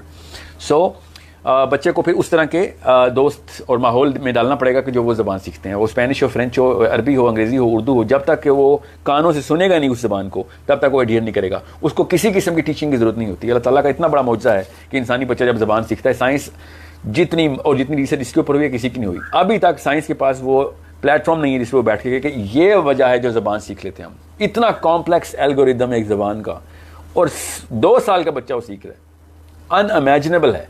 उस दौरान अगर आपने उसको 3 ज़बानें सिखा दी, 3 का फैक्टर है, तो आपको जो left hemisphere of the brain है ना इंसान का, that has the presence of exam, I mean the जो तारे हैं दिमाग की, वो उसकी इस लेवल पे होंगी कि वो आइंस्टाइन भी उस पर रश करेगा कि इतना डेप्थ में आपका ब्रेन जो है ना, इतनी ज़्यादा आपके पाउंड्स क्रिएट हुए हैं। जो न्यूरोनल फाइबर्स होते हैं वो ज़बानों की वजह से सबसे ज़्यादा होते हैं। और ये सबसे ज़्यादा जो है ना शॉर्टकट बता रहा हूँ मैं आपको, किसी और दिन किसी और लंबे सेशन में हम बहुत ज़्यादा तफसील में जाएंगे इसकी। फिर जो वो है 3rd year to 12th year, इसको अंदर आपने अच्छा एक और चीज़ आपने करनी है, इन्फेंट्स को आपने ख़वातीन में ज़्यादा से ज़्यादा कोशिश करें कि आपके घर की जितनी भी ख़वातीन हैं वो इन्फेंट्स के पास हों। ये मैं आपको प्रूवन साइंटिफिक रिकॉर्ड के साथ बता रहा हूँ that kids who grow up in this age of 5-7ish, वो जो ख़वातीन के प्रेजेंस है ना, खाली प्रेजेंस ही, उससे जो ऑक्सीटोसिन सेंटर बढ़ता है ना, वो किसी और टेक्निक से नहीं बढ़ सकता। खातून को अल्लाह ताला ने गिफ्ट में एक फैक्ट्री दी हुई है ऑक्सीटोसिन की, उसकी खाली प्रेजेंस से ही बच्चे को एक सिक्योरिटी की फीलिंग आती है, और सिक्योरिटी की फीलिंग इमरजेंसी की फीलिंग के ऑपोजिट होती है। सो बच्चे की अगर खालाएँ ज़्यादा हैं, पुप्पो ज़्यादा हैं, और बड़े बुजुर्गों में ख़वातीन ज़्यादा हैं नहीं है, तो मेक श्योर कि आप कहीं ना कहीं से इनका बच्चे का इंटरफेस किया करें कि अपनी जो सर्कल की ख़वातीन है, मैं माओं की बात कर रहा हूँ, उनको ज़्यादा से ज़्यादा बच्चे के साथ इंटरैक्ट करवाएं ताकि बच्चे का ऑक्सीटोसिन सेंटर बढ़े। जब ऑक्सीटोसिन सेंटर बढ़ेगा तो ऑब्वियसली इसका जो है वो मामला ओके। सो मेरे पास अलार्म बज चुके हैं कि मेरे पास ज़्यादा वक्त नहीं है, मगर बाहर जब तक क्वेश्चन आते रहेंगे तब तक हम ये सेशन चलते रहेंगे 30 more minutes at max, right. अभी देख लेते हैं। तो अब रही बात 30 मिनट्स तो दीजिए ना मुझे, okay will take it on, मैं 30 मिनट्स लेता हूँ। अच्छा, तो अब रही बात बच्चे के IQ को बढ़ाने के लिए ऑक्सीटोसिन की ज़रूरत क्या है। ऑक्सीटोसिन की ज़रूरत इसलिए है कि IQ तब तक बढ़ता है जब तक ब्रेन ग्रोथ कर रहा होता है, तो ब्रेन ग्रोथ तब तक नहीं करता जब तक कोर्टिसोल ऑन रहता है। तो कोर्टिसोल नेचुरली भी ऑन होता है, रात को आपका कोर्टिसोल आपके दिल के अंदर आके भर जाता होता है। अल्लाह ताला ने दिल को साफ़ करने का एक मैकेनिज्म रखा हुआ है। सो बच्चा जब सो रहा हो तो खुदा का वास्ता उसको मत उठा के दूध पिलाया करें। जब तक वो सो रहा है कोई बात नहीं, उसको कोई टेंशन नहीं है, उसको कोई भूख नहीं लगी। जब भूख लगेगी वो खुद ही उठ जाएगा। ज़बरदस्ती अपने बच्चे को अपने टाइम टेबल के ऊपर मत पालें, स्पेशली इन्फेंट्स को अंडर द एज ऑफ 7। ये नर्सिंग एज है। नर्स पेशेंट को उठा के तो नींद की दवाई नहीं देती ना, जब पेशेंट सो रहा है तो उसको सोने दें, आप एक नर्स हैं उस वक्त। So by the 7th to 12th year, 8वें साल से पहले इस वक्त स्टेज सुन लें, वो उसका वैल्यू सिस्टम बनता है। वो जो भी बना दिया आपने वो सारी उम्र वही रखेगा। इस वक्त के 80-80 साल के बुजुर्गान के पास भी आप जाएं और आप उनसे सही और गलत की तमीज़ का पूछें तो वो अपने पहले 8वें साल के बीच में जो वैल्यू सिस्टम बना हुआ था उसको ही वो इन्वोक करेंगे, वहीं से लेते हैं वो। सो जिसने ज़्यादा वैल्यूज़ जो आपने अगर वो 7वें 8वें 9वें साल में उसके मोमेंटम में डाल दी, उतनी वो वैल्यूज़ जो है ना वो आगे से उनको पॉलिश करेगा वो आगे से। By the 12th year the child, इस तरह के क्वेश्चन जो 12th ईयर के हैं ना वो मेरे पास बहुत ज़्यादा हैं, तो मैं आपको एक जनरल दे देता हूँ क्योंकि अब हमारे पास अच्छा एक चीज़ यहाँ पे मुझे बता रहे हैं मेरी टीम वाले भी कि हमने इसकी 3 एपिसोड्स करनी है, इस सेशन की 3 करनी है। हमने अनाउंस नहीं किया हुआ because we didn't want over commit. बहरहाल मैं क्योंकि अभी टीनेजर्स के ऊपर आना है मैंने, उसके बाद टीनेजर्स के बाद फिर पोस्ट टीनेज के ऊपर आना है ताकि बच्चे के दिमाग को किस तरीके से हमने इंसान को स्कोप कैसे बढ़ाते हैं वो मैं आपको तफसील से बता सकूँ। So we gonna do at least 3 episode इंशाल्लाह, दैट्स आवर इंटेंट। टाइमिंग क्या रखी जाएगी वो आपसे पूछ के ही करेंगे। Hopefully every Sunday we going to do this programme, but I am not committing anything. जी मैंने कोई कमिटमेंट नहीं किया, होपफुली बोला, होपफुली। अच्छा, तो रही बात जो बच्चों की जो 12th ईयर से पहले 12वें साल में बहुत बड़ा वाक़या होता है बच्चे के दिमाग के साथ, वो हम होने नहीं देते।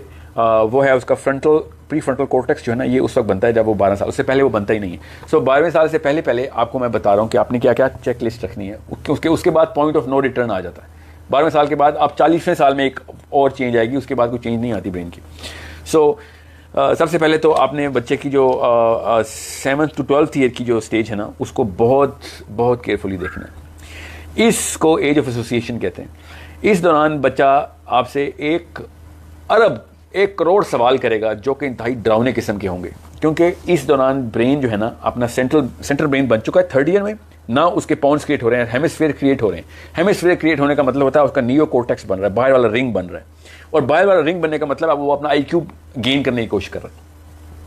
और जब वो IQ गेन करने की कोशिश कर रहा है तो फिर उसको सवाल भी चाहिए, जवाब भी चाहिए होंगे। तो ज़्यादातर सवालों के जवाब आपको नहीं आते होंगे क्योंकि हमारी ट्रेनिंग नहीं होती। पाकिस्तानी माओं का एवरेज जो एज है वो 21 to 26 है। More than 90% of Pakistani mothers become mothers between the age of 21 to 26। मैं मेट्रोपॉलिटन्स की बात नहीं कर रहा हूँ, ओवरऑल स्टैट्स हैं।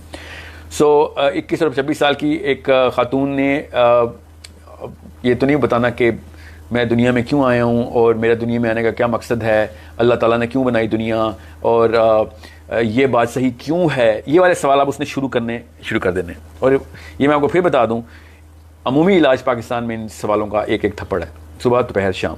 उसके बाद वो बच्चा इस बीमारी से पूरी तरह निजात पा लेता है। तो जिस माँ बाप ने ये बच्चों के सवाल रोकने हैं तो वो थप्पड़ मार दे, और अगर इस बच्चे का IQ बढ़ाना है तो इन सवालों के जवाब देना शुरू कर दें। आपको नहीं आते तो सीखें, अगर नहीं सीख सकते तो कोई ऐसे बंदे को बुलाएं जो कि जवाब दे सकता हो।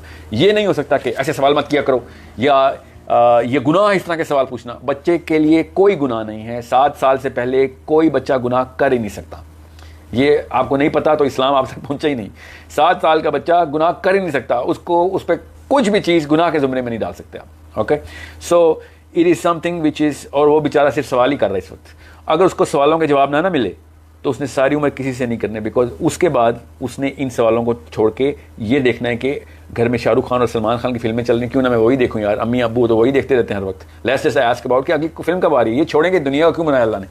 All of that direction will be towards कि ज़्यादा इंसान को समझ लें एक प्रिजनर ऑफ वॉर है। इसको हमेशा साइकोलॉजी में इससे कहा जाता है कि प्रिजनर ऑफ वॉर कभी भी ये नहीं पूछते कि जंग कौन जीत रहा है सर, वो हमेशा ये पूछते हैं या जंग क्यों हुई है सर, वो ये पूछते हैं कि खाना कब मिलेगा, वो ये पूछते हैं कि सर मुझे अगली ब्रेक कब मिलेगी, मुझे सोने की इजाज़त कब है। जब भी एक जेल के कैदी को देखते हैं ना तो वो बड़े सवाल जान के नहीं पूछता कि यार ये ना इसको जवाब ना आता हो और मुझे थप्पड़ पड़ जाए और मुझे सज़ा सख्त हो जाए।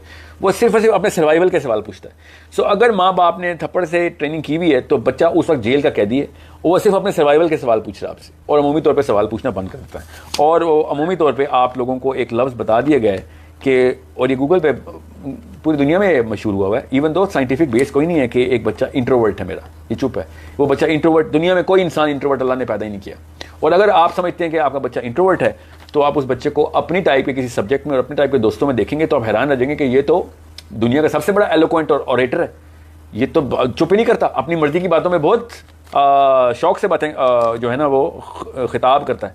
सो देयर इज़ नो वे कि आपका बच्चा इंट्रोवर्ट है। अगर वो इंट्रोवर्ट है तो अलार्म बजा दें कि कोई मसला कर रहे हैं, किसी ने उसको डराया, वो इस वक्त कैदी मोड में, प्रिजनर मोड में जा चुका है और वो वाकई में सारी उम्र के लिए भी जा सकता है उसके लिए। So answer all of those questions of why. He's only going to ask philosophy. By the age of 7 उसको आती ही सिर्फ philosophy, वो बेसिकली करता ही क्यों के सवाल है। अगर आपका बच्चा आपसे डरावने सवाल नहीं कर रहा तो फिर कोई तोता या फिर कुत्ता ट्रेन हो रहा है, कोई बिल्ली ट्रेन हो रही है, कोई और पालतू जानवर रखा हुआ है। इंसान का बच्चा सिर्फ डरावने सवाल ही करता है, और अगर इंसान का बच्चा डरावने सवाल कर रहा है तो आपको जवाब आने चाहिए। और अगर आपसे वो जवाब नहीं ना ले रहा तो कसम उठवा लें वो अपने एज फेलो से वो जवाब ले रहा जाके। वो 7 साल का कोई 3rd ग्रेड का बच्चा, जो 3rd ग्रेड में होते हैं ना 7 साल के बच्चे, 2nd ग्रेड में होते हैं, अब तो खैर मैं पता 5th ग्रेड में हूँ, जो नहुसत हमने डाली है अपने बच्चों को 2-2 साल में स्कूल डालने की। सो वो जाके 7-7 साल के बच्चों से साइकोलॉजी की ट्यूशन ले रहा है कि मुझे काउंसिल कर, दुनिया में मैं क्यों आया हूँ और कायनात को अल्लाह ने क्यों बना। और 7 साल का बच्चा उसको बड़े बड़े इनहमाक से जवाब भी देता है और वही उसकी फिर कायनात हो जाती है। और इस तरीके से we dumb down every child through another child. जो काउंसलर है आपके बच्चे का वो इस लेवल की काउंसलिंग कर देता है कि फिर वो सिर्फ और सिर्फ उसी के पास जाता है। बिकॉज 8 साल के बच्चे को पेरेंटिंग मॉडल सबसे की एक टेक्निक सबसे अच्छी आती है, और पता क्या है कि मैं तुझे जज नहीं करूंगा। हम आज भी उसी बंदे को कॉल करते हैं जो हमें जज नहीं करता जब हम किसी मसले में होते हैं। हमसे कोई गलती कोताही हो जाती है तो हम किसको कॉल करते हैं? पुलिस को नहीं कॉल करते, पुलिस तो सबसे पहले जज करती है आपको। We call our best friends who never जज अस, those are our best friends because they don't जज अस। सो जब माँ बाप थप्पड़ रिसीव करते हैं तो ये जजमेंट है, जजमेंट का तो पूरा फैसला है ना, उसके बाद सजा भी मिल जाती है। So you need to children जो कि आइंस्टाइन से बड़ा दिमाग बना सकते थे आप उसको श्रिंक करके आपने इतना छोटा कर दिया कि आप क्यों वो छोटा क्यों किया? क्योंकि आप वो 7 साल के काउंसलर के पास जा रहे हैं, 8 साल का काउंसलर है उसका, मेंटोर है उसका। 8-8, 9-9 साल के बच्चे दूसरे अपने क्लास फेलोज के मेंटोर्स हैं, उन्होंने फिर बताने हैं उनको, फिर जो मतलब मतलब आते हैं वही बताएंगे, और इससे फिर बेरार भी स्टार्ट होती है। और फिर हम कहते हैं कि हमारा बच्चा गलत कंपनी में, हमारा बच्चा असल में हमारे घर में गलत कंपनी में आ गया। ये याद रखिएगा, करोड़ दफा बता चुका हूं, house is a full time training institute and school is a part time teaching institute. तो अगर आपका बच्चा गलत कंपनी में है तो फुल टाइम ट्रेनर को पकड़े ना, जो हम हैं, मैं हूं, बाप हूं और माँ है। और खुदा का वास्ता है, ये मैं अब यूट्यूब पे देखते के थक गया हूं, टीनएजर इस वक्त पेरेंटिंग के लेसन दे रहे हैं दुनिया को। फेसबुक पे मैं देख रहा हूँ वो हल्की सी दाढ़ी है बच्चे की और पेरेंटिंग के ऊपर 2.5 घंटे का लेक्चर दिया उसने। खुदा का वास्ता है, फैक्चुअल और मुस्तनद और क्रेडिबल लोगों से देखेंगे साइंस क्या है और करना क्या है। मैंने यही हम हमारे बच्चे कर रहे हैं फिर कि जाके अपने कंसल्टेंट्स और काउंसलर्स ढूंढ रहे हैं, और वो फिर काउंसलिंग होती है उनकी अच्छी तरीके से, फिर वो फिर घर आके पता चलता है, कोई शिकायतनामा आता है। So understand, by the age of before the age of 11 he has to have all the answers furnished on the table. किताबें पढ़नी पड़ी हैं तो पढ़ें, नहीं पढ़नी पड़ी तो फिर उसको रिसर्च करके या किसी ऐसे बंदे से पूछ के आप बताएं, मोस्ट प्रॉब्ली आप ही को होना चाहिए कि who is answering all the questions of the children. Now the age of 11 to 15 is the critical, because it's a teenage, but because it's a scientific instrument that you need to install here, कि एक इंसान का दिमाग ऐसे होता है और 11वें साल में और 12वें साल में वो दिमाग ऐसे हो जाता है. ये पूरा हिस्सा जो है वो 12वें साल में बनता है. ये फ्रंट है, इसको प्री फ्रंटल कोर्टेक्स कहते हैं. अब चूंकि इतना बड़ा, जो कि more than 12% of the brain है, वो नया बनता है, वो भी एक साल के अंदर बन जाता है ऑन एवरेज. कई लोगों को 2 साल भी लगते हैं और कुछ लोगों का 1 साल के से पहले ही बन जाता है. कुछ लोगों का 11वें साल से पहले भी बन सकता है कुछ बच्चों में, और कुछ बच्चों का 13वें साल में भी बन सकता है. सो इट्स अ जनरल रूल कि 11वें साल में आपका ये काम शुरू होता है. More than 90% of the cases normal physiology में, नॉर्मल हालात के अंदर 11वें और 12वें साल में ये बच्चे का दिमाग का हिस्सा बन जाता है. अब ये दिमाग का हिस्सा करता क्या है? That is the most important part of the brain. दुनिया में तमाम तर न्यूरोलॉजिस्ट सबसे पहले प्री फ्रंटल कोर्टेक्स से स्टार्ट करते हैं कि भाई ये है हमारा असली centre of the world, the universe. अल्लाह ताला ने भी कहा ना कि मैं तुम्हारे माथे पे तोक लगाऊंगा उस दिन, क़यामत वाले दिन, कि यहाँ से फैसले करते रहे हो सारे. तो दुनिया में जितने भी लोग सक्सेस को कहते हैं ना कि सक्सेसफुल है, वो यहाँ से सोच के बताते हैं. कोई कहते हैं ना फेलियर है, वो यहाँ से सोच के बताते हैं. प्री फ्रंटल कोर्टेक्स बताता है कि क्या सक्सेस है, क्या फेलियर है, क्या जस्टिफिकेशन है, गुनाह की जस्टिफिकेशन, सवाब की जस्टिफिकेशन, ये सब प्री फ्रंटल कोर्टेक्स कर रहा होता है. तो जब प्री फ्रंटल कोर्टेक्स जो है ना वो बनता है 11वें साल में. अब 11वें साल में अगर उसको पहले से वो ट्रेन के अंदर आपने बोगियाँ नहीं डाली हुई थी तो खाली इंजन ही हिट करेगा, उसके बाद वो जो कुछ रिएक्शन देगा वो आपको नज़र आ जाएंगे. अगर उसकी 7th to 12th एज को केयरफुली ट्रीट किया गया था और उससे पहले वाली एज को पूरी तरह एक्सप्लोर करवाया गया था, क्योंकि उसको एज ऑफ एक्सप्लोरेशन कहते हैं. Pre 7 years is age of exploration and post 7 years is age of association and post 12 years, जैसे 13 years in Pakistan, is age of reflection. बस इतना सा रखें, 3 एजेस हैं. फ्रॉम एसोसिएशन टू रिफ्लेक्शन का जो एज है ना, ये 50 years से स्टार्ट हो जाता है. सो एक्सप्लोर करता है, फिर एसोसिएट कर देता है चीज़ों को आपस में. पहले पूछता है क्या है, फिर पूछता है क्यों है, और उसके बाद देखता है कि इसका मसरफ क्या है. ये एज ऑफ रिफ्लेक्शन है कि मैं क्या हूँ इन सब चीज़ों के अंदर. ये 12वें साल के बाद क्वेश्चन शुरू हो जाते हैं. So once you have a very well thought out strategy कि मैंने इस बच्चे को करना क्या है, तब आप इन तीनों एजेस के साथ पूरी तरह काम करेंगे. अब वो क्या स्ट्रेटजी है? वो बड़ी सिंपल स्ट्रेटजी है जिसके लिए सेशन कर रहे हैं. और सेशन स्ट्रेटजी ये है कि आप सब ने as mother and as father, parental training program Pakistan में तो ऑफिशियली है नहीं, इसलिए तो कंपनी खोलनी पड़ी थी हमें. आपने 30 to 40 ईयर के फंक्शनिंग एडल्ट्स देखने हैं दुनिया में इस वक्त, और उनको रिवर्स इंजीनियर करना है. अपने बच्चों की बात कर रहा हूँ, आजकल के एडल्ट्स मत देख लीजिएगा जो इस वक्त दुनिया में सिर्फ और सिर्फ गलत पैरामीटर्स के ऊपर लाइफ गुजार रहे हैं हमारे 30 and 40 year olds. आपने आइडियलाइज करना है. आइडियल के अलावा तो कोई ऑप्शन नहीं होनी चाहिए. आपका बच्चे की बात हो रही है. सो आइडियल केस सिनेरियो के अंदर क्या ऐसी चीज़ है जो कि आपका 30 साल के फंक्शनिंग एडल्ट में चाहिए? अब वो कैसे पता चलेगा? आपको ये पूरा का पूरा वर्ल्ड व्यू खुद लेना पड़ेगा, वरना शादी के काबिल नहीं हुए हम, स्पेशली फादर्स. वो बंदा तो शादी के काबिल नहीं है कि अगर आप अगले 40 साल के हालात को फोरकास्ट नहीं कर सकता. वो बच्चे किस लिए दुनिया में लेके आ रहा है अगर उसको यही नहीं पता कि जा किधर आए वो. As a father, if you do not know where this world is headed, what beings in the planet, in this world. So, reverse engineer कि क्या मसाइल होने हैं, उन मसाइल के साथ कौन से हथियार चाहिए होंगे, वो हथियार आपको क्या पता 3रे साल में डालने पड़े अपने बच्चे में, क्योंकि कुछ हथियार काफ़ी लंबे असना के लिए डेवलप होने में टाइम लगता है. और उन एट्रीब्यूट्स की लिस्ट बनानी पड़ेगी, और उन एट्रीब्यूट्स को फिर ट्रेनिंग में स्कूल वालों को भी बताना पड़ेगा कि बेटा ये मेरा बच्चा है, ये इसके ऊपर मैं ये काम कर रहा हूँ, आप इसके अंदर हेल्प करें, मैं आपको इस बात की फीस दे रहा हूँ. फिजिक्स, केमिस्ट्री, बायोलॉजी सब सेकंड प्रायोरिटी के ऊपर है. फर्स्ट प्रायोरिटी के ऊपर इन एट्रीब्यूटल स्ट्रक्चर को पूरा करें. आप उनमें से काफ़ी सारे एट्रीब्यूट्स ऐसे हैं जिसके लिए आपको वाकई में फिजिक्स और वाकई में केमिस्ट्री और वाकई में बायोलॉजी चाहिए और मैथमेटिक्स चाहिए. इसके लिए एक ऑर्गेनिक एजुकेशन सिस्टम का मॉडल है, वो भी हमारी एक वीडियो में नीचे बड़ी तफसील से दिया गया, वो भी ज़रूर देखिएगा. स्पेशली सोर्स कोड के जो चैनल्स हैं ना, उसके ऊपर तो हम बात उसी करते हैं. सो what you do is you start with the linguistics, then you transit into mathematics, and then you transit those mathematics into sciences. ये जनरल लेवल है कि लैंग्वेज से स्टार्ट करेंगे, मैथमेटिक्स के ऊपर ट्रांजिट करेंगे, और क्योंकि मुझे उस वक्त लेफ्ट ब्रेन का फंक्शन चाहिए, तो 7वें साल में लेफ्ट ब्रेन को बढ़ाने के लिए मैथमेटिक्स से अच्छी कोई चीज़ इंस्ट्रूमेंट नहीं है. और इस दौरान आपने तमाम तर वो साइंटिफिक काम भी और थियोलॉजिकल रिलीजियसली भी आपने वैल्यू सिस्टम के साथ इंटैक्ट करके रखा हुआ है कि उसको पता हो कि मैं किसी प्लान के ऊपर हूँ. और खुदा का वास्ता है, 1-1 साल के बच्चे को आईपैड और सेल फोन्स लेके देना और उनके ऊपर छोड़ देना खुला बंद कर दें।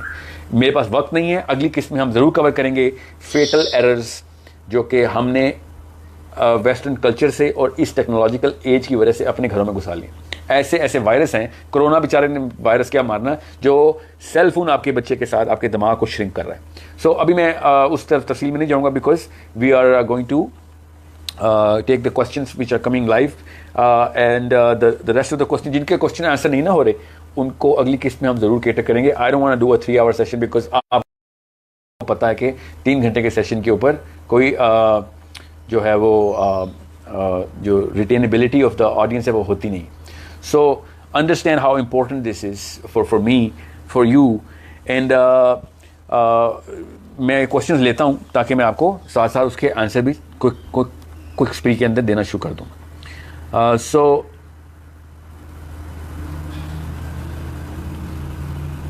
सो the first question I am getting here is के बच्चे सेल्फिश क्यों हो रहे हैं।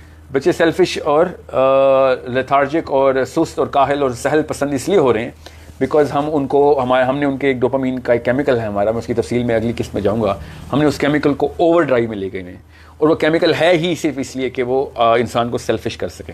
Okay, so what you asking is के क्या ये डार्विन की सेल्फिश जीन, डार्विन का कोई ताल्लुक नहीं डोपामीन से। डार्विन ने एक जनरल पर्सपेक्टिव में एक वाहियात सी बात की थी कि इंसान एक सेल्फिश जीन है इसलिए सर्वाइव करता है। वो उसका एक अलग सेशन में डार्विन के खिलाफ कर लूँगा, वो एक नॉन फैक्चुअल ओपिनियन है। बहरहाल जो सेल्फिशनेस है वो जेनेटिक लेवल पे नहीं, वो लिम्बिक लेवल के ऊपर ब्रेन के अंदर है। वो तब होती है क्योंकि हमारा एक केमिकल बना ही हमें सेल्फिश करने के लिए है, उसको डोपामीन कहते हैं कि जब कोई चीज़ मुझे मिलती है तो मुझे डोपामीन मिलती है उससे।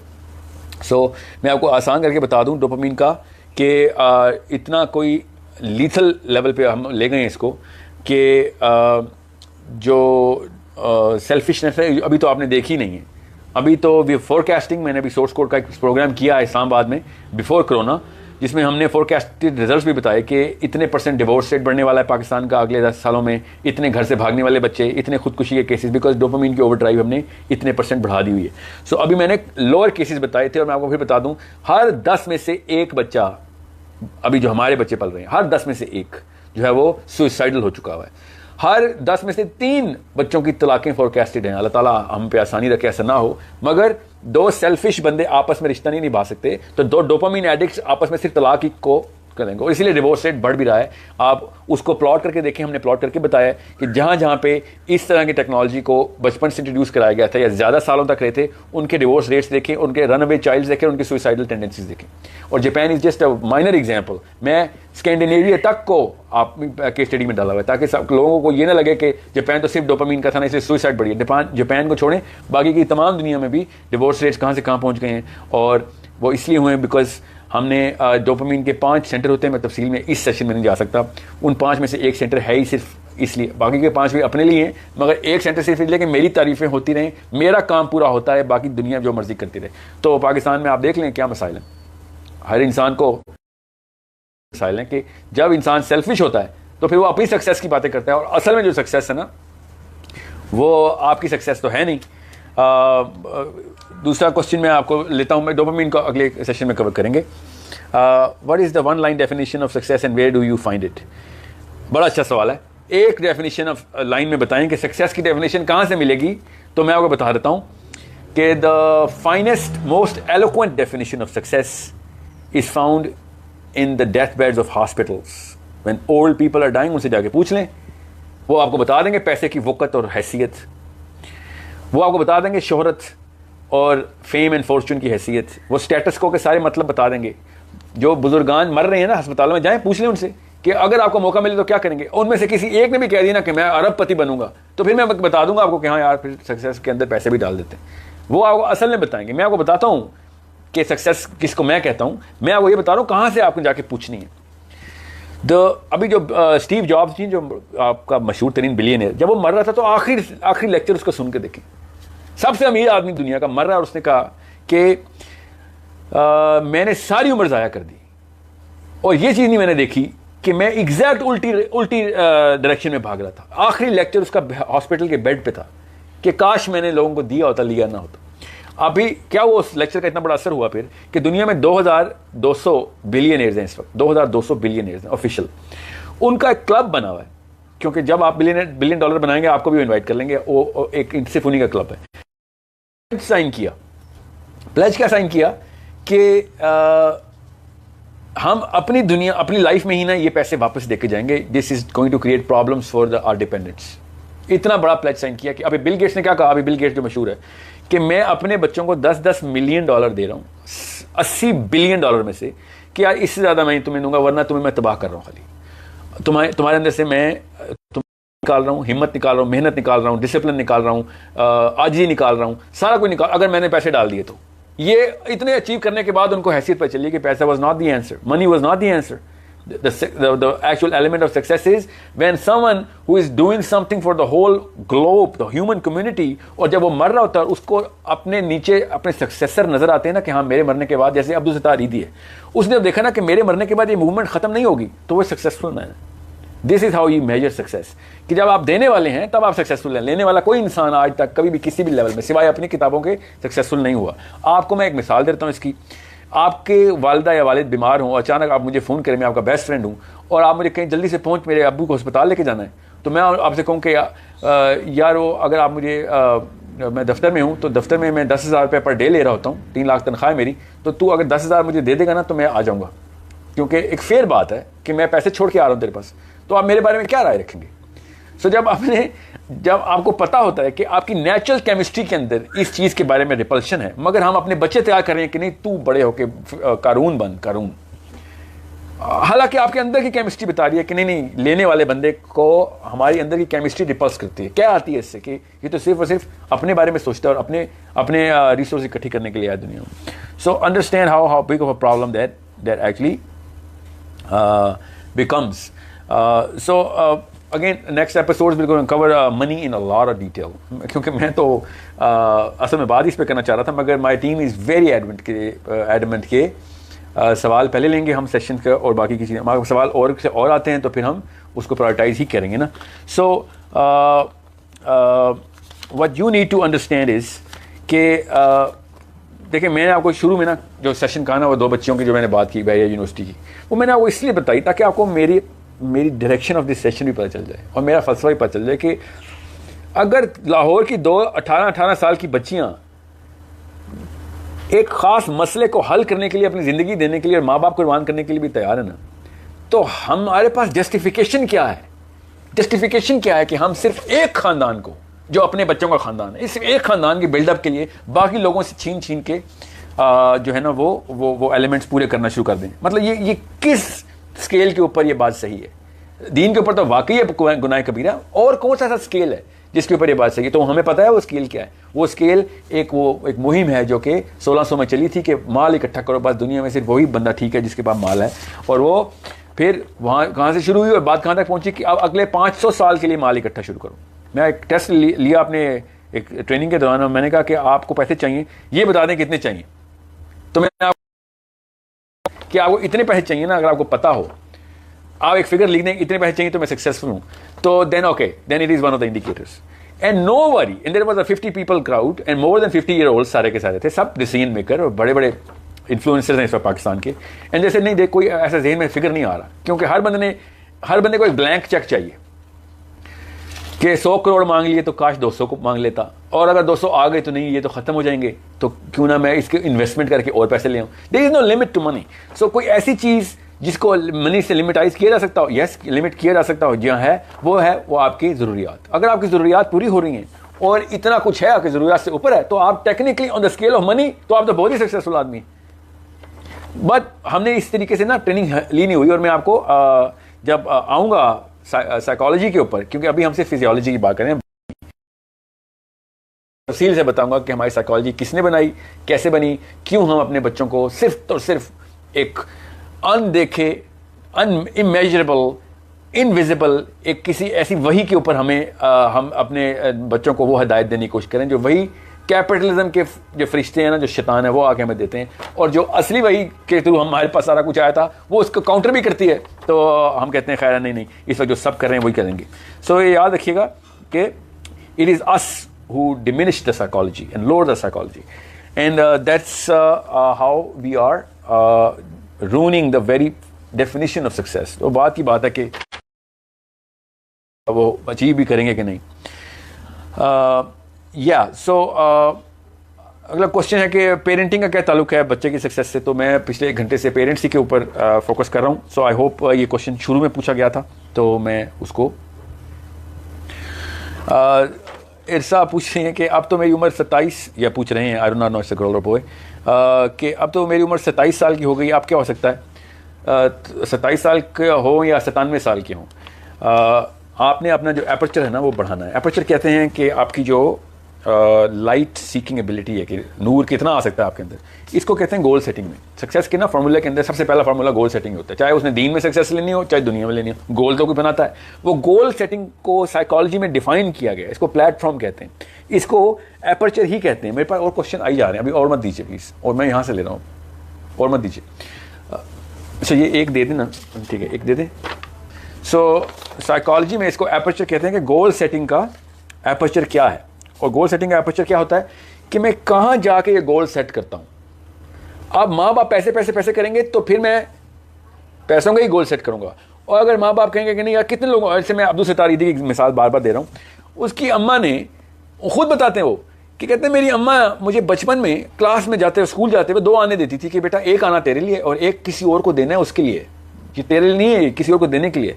सो जब बचपन में ही ऑक्सीटोसिन का सेंटर बढ़ा दिया गया होगा, ऑक्सीटोसिन देने का, किसी को कोई चीज़ देते हैं, किसी की हेल्प करते हैं, किसी के लिए कुर्बानी करते हैं, तो वो ऑक्सीटोसिन है। वो मैं अगली किस्त में पूरी तफसील से कवर करूँगा, how oxytocin helps and what is the value of oxytocin. मगर देने की जो फ़लसफ़ा है ना वो बच्चे को बचपन से ही दिया गया हो, तो वो लेने वालों को रजिस्टर ही नहीं करता कि कितना ले लिया किसी ने। और इसलिए देने वाले बंदे कभी डिप्रेस नहीं होते, इसलिए देने वाले बंदे कभी उदास नहीं होते। उनके पास कम होता है तो वो कम देते हैं, ज़्यादा होता है तो ज़्यादा देते हैं। जो लेने वाला होता है उसको जितना मर्जी दे दो वो बेचारा डिप्रेस रहता है, क्योंकि लेने की तो कोई लिमिट ही नहीं है, देने की तो लिमिट है, जितना है उतना ही दूंगा।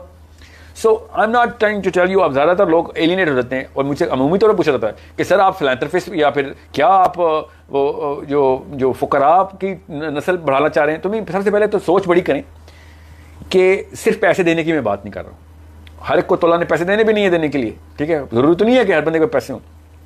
टाइम, एफर्ट, एनर्जी, सोच, perspective, all of these things are assets जो कि आपने बांटने दुनिया। और अगर आप ग्लोबल लेवल के ऊपर इल्म नहीं हासिल कर रहे तो फिर आपने लोकल लेवल के ऊपर फकीर ही रहना है। ये इतना सिंपल सा फार्मूला है। सो अगला क्वेश्चन मैं लेता हूँ क्योंकि मैंने ऑक्सीटोसिन को अगले सेशन में कवर करना ही करना है इंशाल्लाह। साहिल भाई मेरा एक और सवाल है कि अगर आप ये समझते हैं कि बचपन में मुकाबले की सोच पैदा करना खुदगर्जी, बहुत ही अच्छा सवाल है सफ्तर अकज़ई का। हमारे कल्चर में ना ये लुइजियाना एक्सपेरिमेंट में भी ये बात थी कि आप बच्चों को कंपेयर करना बंद कर दें, खुदा का वास्ता है बच्चों को कंपेयर करना बंद। और अगर आपने बच्चों को कंपेयर करना है तो ठीक है, फिर उन लोगों से कंपेयर करें ना कि जो 30 साल के एडल्ट को आपने आइडलाइज किया हुआ है उससे तो कंपेयर करेंगे आप। आपके बच्चे किसी और बच्चे के साथ कंपेयर हो ही नहीं सकते। दुनिया का कोई भी इंसान, मेरा ट्विन, आइडेंटिकल ट्विन भी कोई और लाइफ गुजारेगा, और ये मैं अकेला, मेरा तो कोई नहीं है, मगर आपने अपनी अपनी लाइफ में देख ली हैं। 2 जुड़वा भाई, 2 जुड़वा बहनें भी टोटली डिफरेंट लाइफ गुजारते हैं। इससे और क्या बड़े सबूत अल्लाह ताला आपको दें कि एक ही फिल्म मत चला दिया कि हर बच्चे का तूने भी ये बनना है और तू वो फलां बच्चा इतने नंबर ले रहा है, तू क्यों नहीं ले रहा। अनइमेजिनेबल है, अनइमेजिनेबल गुनाह कबीरा है कि हम बच्चों को आपस में कंपेयर करना शुरू कर देते हैं और फिर कहते हैं कि जो बच्चा जो है ना वो इंटेलिजेंट क्यों नहीं है। कंपैरिजन से तो सबसे पहले कोर्टिसोल इमरजेंसी लेता है। फिर जब हर वक्त खतरे में रहेगा तो उस बेचारे ने क्या सीखना सिखाना है। और इससे एक और बड़ा मसला होता है कि आप स्केल छोटा कर देते हैं, फिर वो अपने कजन्स के साथ ही पूरी दुनिया में कंपेयर करता है अपने आप को कि वो कम हो, मैं ज़्यादा हो गया हूँ तो मैं सक्सेसफुल हूँ। ये नहीं पता होता कि बाकी के दुनिया में और बड़े काम थे। न्यूक्लियर रिएक्टर से घर की आपने ट्यूब लाइट्स ऑन करवाई हैं खाली। 5 मिनट बोल देते ना, ओके 10:30 पे भी लॉक इट। मैं 5 मिनट और लेता हूँ क्वेश्चंस और उसके बाद हम hopefully within this week और डेफिनेटली इंशाल्लाह नेक्स्ट संडे को we gonna do the next episode and we going to go through this.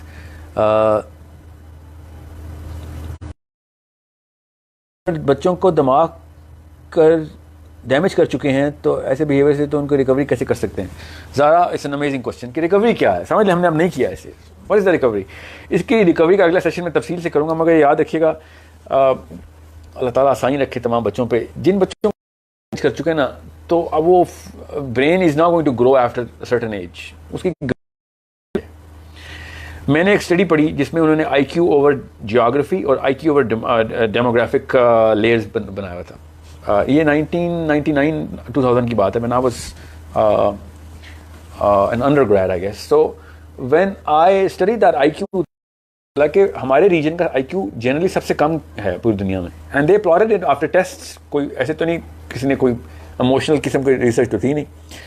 So they gave a lot of indicators. मैंने वो इंडिकेटर्स देखने शुरू किए तो पता चला कि this is something which is based on the achievements and the kind of initiatives एक रीजन के अंदर से लिए जाते हैं। फिर मैंने 2010 में एक आर्टिकल पढ़ा एक सिविक्स के प्रोफेसर का, और उसने कहा कि सब कॉन्टिनेंट से सिर्फ पीस के नोबेल प्राइज एक्सपेक्ट करें आप। और मेरी रूह कांप गई कि इसने इतनी बड़ी जस्ट कैसे लगा दी, इतनी जुर्रत कि हमारे बारे में वो फ्यूचर की बातें कर रहे हैं। मगर the way he actually articulated that कि सब कॉन्टिनेंट से सिर्फ पीस ही के नोबेल प्राइज आएंगे, क्योंकि हम जिस लेवल पे इन्वॉल्व कर दिए गए हैं ना इंडिया की वजह से, या व्हाटएवर इज गोइंग ऑन, और नवाज शरीफ इमरान खान की लड़ाइयाँ चल रही होती हैं पाकिस्तान में। मतलब हमारे घर में ARY जियो TV जितना बच्चे को IQ लो कर रहा है ना, क्योंकि कोर्टिसोल ऑन रखता है वो मतलब अगर कोई एक्सपेरिमेंट करके भी कम कर रहा होता ना तो इतना बड़ा डैमेज ना करता। आप खुदा का वास्ता है नवाज शरीफ इमरान खान लड़ाई से निकलें, ये इंडिया पाकिस्तान लड़ाई से अभी इस वक्त के लिए बच्चों को दूर रखें। अपने जो सियासी जो है ना, जितने भी हैं, चाहे घरेलू हैं चाहे वो पाकिस्तान की हैं, ये बच्चों की एज नहीं है कि उनको ये पता चले कि मेरा जो मुल्क का सदर है वो भी सबसे बड़ा डाकू है, और मेरे जो पुलिस वाले हैं ये भी सबसे बड़े चोर हैं, तो यू नो गवर्नमेंट एजेंट्स भी सब चोर हैं। Every ill is being told, क्योंकि अच्छी खबर तो टीवी देगा तो टीवी चलेगा नहीं, वो देता ही खतरे की खबर है। इसको सेंसेशनलिज्म कहते हैं। इनको ऑर्डर होता है, इनका बिजनेस मॉडल है। मतलब एक दूध के डब्बे में दूध ही निकलेगा ना, तो टीवी के चैनल से सिर्फ खतरे की, अगर खतरा नहीं है तो वो खबर ही नहीं है। समझ रहे? कुत्ते ने इंसान को काट लिया, कोई खबर नहीं, इंसान ने कुत्ते को काट लिया, खबर है। समझ रहे? बिल्कुल इस तरीके से कोई चीज अच्छी हो गई है कभी भी टीवी क्यों बताएगा, वो बेवकूफ है। उनको उस तरह की खबरें कोई देखेगा ही नहीं। फला जगह फला वाक़या हो गया, अभी आज ही देखिए बिजली की तरह आपके ऊपर खबर गिरेगी ये वाली, और यूट्यूब के ऊपर भी और सोशल मीडिया पे फेसबुक के ऊपर भी ये टैग लाइन लगाई हुई होती है। सो ये तो मैं आपको अगले सेशन, थर्ड सेशन में इंशाल्लाह कवर करेंगे कि बच्चों को बाय डिज़ाइन एडवर्टाइज करती क्या है, मगर क्योंकि ये इररिकवरेबल डैमेज है। देखें, साइकोलॉजी का डैमेज रिकवरेबल होता है, फिजियोलॉजी का डैमेज रिकवरेबल नहीं होता। अल्लाह ताला ही करने वाले हैं, क्या पता अल्लाह ने क्या कर देना हो। मैं कौन होता हूँ इस तरह कतईयत से बात करने वाला। मगर एक बंदे का बाजू कट गया, अब वो नया बाजू को इन एन एनालॉजी, जब ब्रेन का एक टिश्यू बना ही नहीं और वो पूरी तरीके से अपनी स्टेज पूरी कर चुका है कंप्लीशन की, अब फर्दर स्टेज के अंदर उसका देखें, इसको हम फ्रिज से एग्जांपल देते हैं ना, कि फ्रिज के अंदर दो काम करता है फ्रिज। एक खाना ठंडा करने की एबिलिटी रखता है, उसको उसकी एबिलिटी कहते हैं, और हर फ्रिज की अपनी अपनी होती है, कितनी जल्दी खाना ठंडा कर लेगा, खाना कितना आता है, उसको उसकी कैपेसिटी कहते हैं। सो अगर आपने ब्रेन की डेवलपमेंट नहीं होने दी बच्चे की, तो अब आप उसकी एबिलिटी तो बढ़ा सकते हैं, उसका IQ बढ़ा सकते हैं। I believe that there are two schools of thought in the neurobiologist. एक कहते हैं नहीं बढ़ सकती, IQ लॉक हो जाता है, और मैं मानने वाला हूँ कि बढ़ सकती है, क्योंकि देयर सो मेनी केसेस। मगर कैपेसिटी के ऊपर कोई बहस नहीं। कैपेसिटी भी इतनी बना दी थी आपने, अब पाउंड्स नए नहीं बनते भी हैं तो मिलियन बनते हैं, 1 पार्ट ऑफ अ मिलियन बनते हैं through different activities. For example, अगर मैं आज बाइक खरीद लेता हूँ और बाइक चलाना शुरू कर देता हूँ, तो जो बाइक चलाने की वजह से जो मुझे डीलिंग करनी पड़ती, डिसीजन मेकिंग और खतरे लेने पड़ेंगे ना, तो मेरे ब्रेन के खास हिस्से में न्यूरोनल एक्टिविटी बढ़ेगी और वहाँ न्यूरॉन्स बनना शुरू हो जाएंगे। इसको प्लास्टिसिटी कहते हैं, न्यूरोनल प्लास्टिसिटी। इसको फिर हम चूँकि इसको एक बड़ी साइंस है, तफसील में जाऊँगा, बट जितना ज़्यादा आप एक्शन पोटेंशियल क्रिएट करेंगे उतने न्यूरॉन्स बढ़ेंगे। मगर वो एक बहुत लोअर कैपेसिटी की बात है। मैं पॉन्स की बात कर रहा हूँ। पॉन्स का मतलब जो मेन तने हैं जिनके ऊपर न्यूरॉन्स उगते हैं, वो पॉन्स ही नहीं हम लोग ने बनने देते बच्चे का। इन्फेंट्स के साथ भी हम सलूक करते हैं ऐसा, और आगे तक बात जाती है और उसके बाद वो पॉन्स ही नहीं बनते। वो दरख्त ही नहीं उगे तो शाखें कहाँ से लगेंगी उस दरख्तों की। सो इट्स अ पिटी। इसलिए मैं बच्चों के ऊपर ज़्यादा फोकस करता हूँ। मेरी वाइड ट्रेनिंग कंपनी है, पूरे पाकिस्तान की बड़ी ट्रेनिंग कंपनीज हैं। मैं वाइड ट्रेनिंग कंपनी है जो कि डायरेक्ट बच्चों के ऊपर, बिकॉज ये सबसे ज़्यादा वनरेबल एज में। So it's a problem which we have to understand and estimate, and फिर उसका उसी तरीके से जो है ना वो इलाज भी करना पड़ेगा। अब मैं आपको मैं असल में ना क्वेश्चंस को पढ़ना ही शुरू कर देता हूँ ताकि पता चले। असद साहब पूछते हैं, you are telling about upbringing model of a child very shortly, can you refer some books, papers, journals that can be read to get our answers? Yes, we I specially give you some references of the books. Journals ऐसे मत पढ़ लिया कीजिए, ये मेरी advice दे रहा हूँ, specially psychology और साइकियाट्रिक मेडिसिन के जर्नल्स जो है ना, वो ऐसे हर बंदा मत पढ़े, क्योंकि वो एक थ्योरी है जो भी प्रेजेंट हुई है। मतलब इतनी सारी बॉडीज़ हैं जो कि पहले उसको एक्रेडिट करती हैं कि भाई ये सही भी है कि नहीं। सो जर्नल्स ऐसे मत पढ़ा करें unless you are scholar of this books. लेकिन जो हैं जो मेडिकल साइड की हैं वो सेफर बेनिफिशियरी की ओपिनियन होती है, मगर क्वालिटी स्टैंडर्ड उसका काफ़ी बेहतर होता है। So but because mostly at every stage parents have to do a lot of experiments to get best possible solutions of problem they're facing. Most of the time they drop their children IQ by experiments by doing wrong things. Not just most, all the time. Asad साहब, all the time. एक average Pakistani बच्चे का IQ, मैं आपको इसकी profile बता देता हूँ। मेरे पास एक क्वेश्चन और में पूछा गया है। प्रोफाइल पाकिस्तान की जो पेरेंटल प्लेटफॉर्म है वो 90% डिटरमिन करती है कि बच्चे का IQ क्या होगा। जो उसके अंदर 90% पाकिस्तान की मदर है, उस 90 का 90% मदर है। ये कल्चरल एस्पेक्ट्स के अंदर मैप किया जाता है। हमारे कल्चर में जो डिपेंडेंसी बच्चे की है ना माँ बाप के ऊपर, वो किसी और कल्चर में इतनी नहीं है, ठीक है। सो इस वजह से माँ और बाप ही हैं जो बताएंगे कि बच्चा इंटेलिजेंट होगा कि नहीं होगा। वो कैसे? अब वो फिर अपनी हरकत और सकनात से बताएंगे। So if we have a child who can not process, हमारे है ना पार्लियामेंट हाउस देख लें, भरा पड़ा है, अभी नहीं 70 साल से प्रोसेस ही नहीं कर सकते डेटा को, प्रॉब्लम सॉल्विंग कैपेबिलिटी नहीं है उनके अंदर। कश्मीर कैसे गया हमारे हाथ से? पानी पाकिस्तान का सारा इंडिया ले गया, कैसे गया? These people couldn't even process के आगे होगा क्या? Because they did not have the capacity, वो पॉन्स ही नहीं बने हुए थे।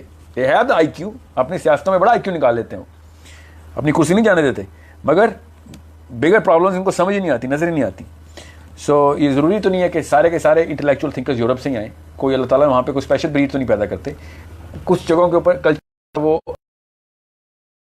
टू द फिजियोलॉजी, हमारा कल्चर इतना सख्त है हमारे ब्रेन के लिए कि वो बुक्स को बढ़ने ही नहीं देता हमारा। अच्छा, by the way culture is another determinant कि IQ कितना होगा, और Pakistani culture very hostile. Fatima पूछ रही है, sir how to improve our language and how to make ourselves selfish being parent at this age. Okay, less self. I hope you're asking less selfish, because I am not going to tell you how to become more selfish, even though I know how to. हम कर तो यही रहे हैं. So how to improve our language and how to make ourselves less selfish. At what age? What age are you referring this to? मैंने आपको infancy का बताया अभी। 7वें साल तक तो आप बच्चे को 10 ज़बानें भी सिखा सकते हैं, ये मैं एक्सपेरिमेंट्स की बात बता रहा हूँ। मगर एलोक्वेंट जो फ्लुएंट है ना वो ज़रूरी है। ब्रेन तब तक उसकी एक्टिविटी पीक पे नहीं आती जब तक कि बच्चा उसकी ग्रामर को पूरी तरीके से एडहियर नहीं करता। ओके, सो 7 साल के अंदर बच्चे को हाँ, कैसे माहौल, मैंने आपसे कहा ना ज़बान कानों से सीखी जाती है। ये टेक्निक पता नहीं क्यों नहीं बताते लोग, ज़बान बोल के या देख के या पढ़ के नहीं सीखी जाती, ज़बान का ये है instrument. So if you are putting a child in the vicinity where there's a lot of people who are speaking that language, he's going to pick up that language. That's the gift of Allah subhanahu wa ta'ala to every human being. So use that. ये by the way सिर्फ बच्चों के लिए नहीं है, हर इंसान के कानों से ही ज़बान सीखता हो।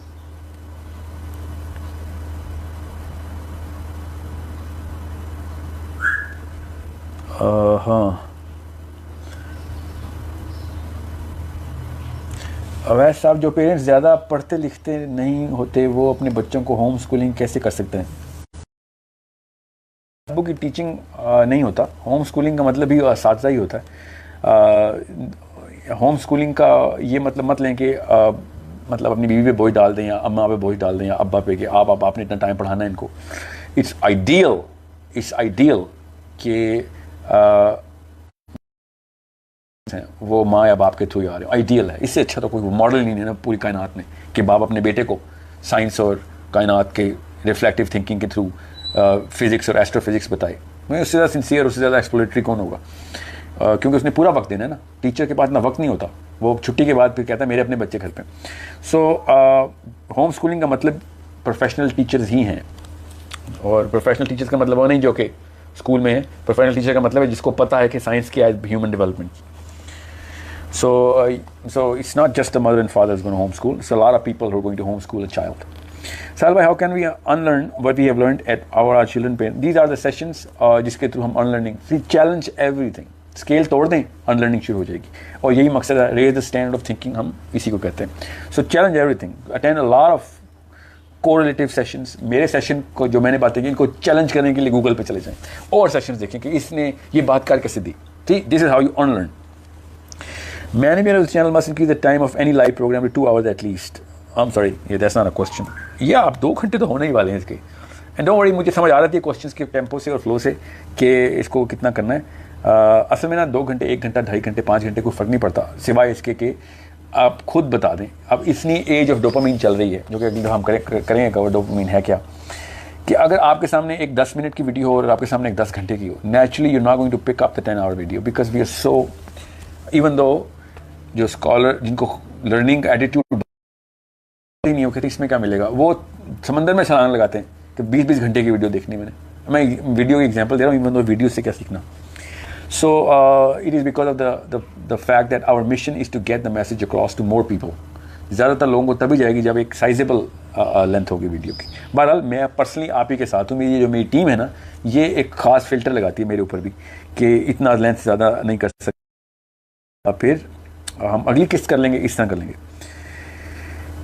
That's why nations change after generation of 100-200 years. Faisal साहब कह रहे हैं कि we impart what we have learn. Yes, बिल्कुल सही कहा आपने.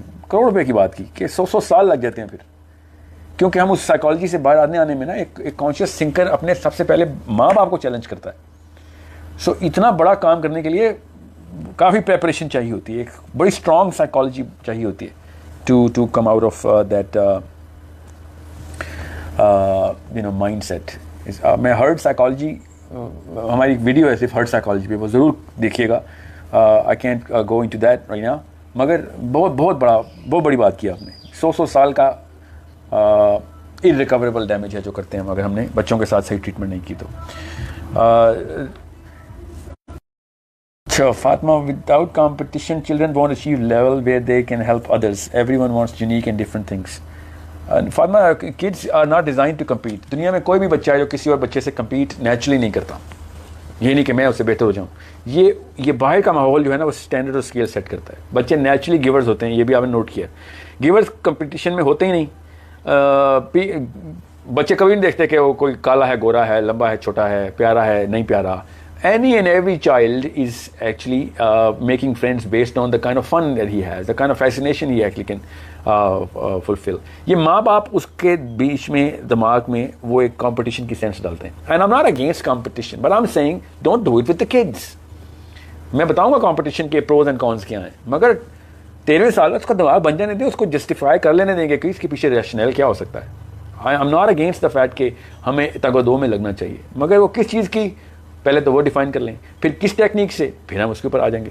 अभी तो बच्चे के अंदर अगर हमने सेंस ऑफ कंपटीशन डाल देना कि वो बेहतर है, तू कमतर है, तो उसका दिमाग आपने इतना ज़्यादा डैमेज कर दिया है, एटलीस्ट शुरू कर दिया है, कि फिर उसके बाद वो सारी उम्र कंपैरिजन में ही रहेगा. So don't do that, and it's not scientific, it's not viable. So I hope, yes,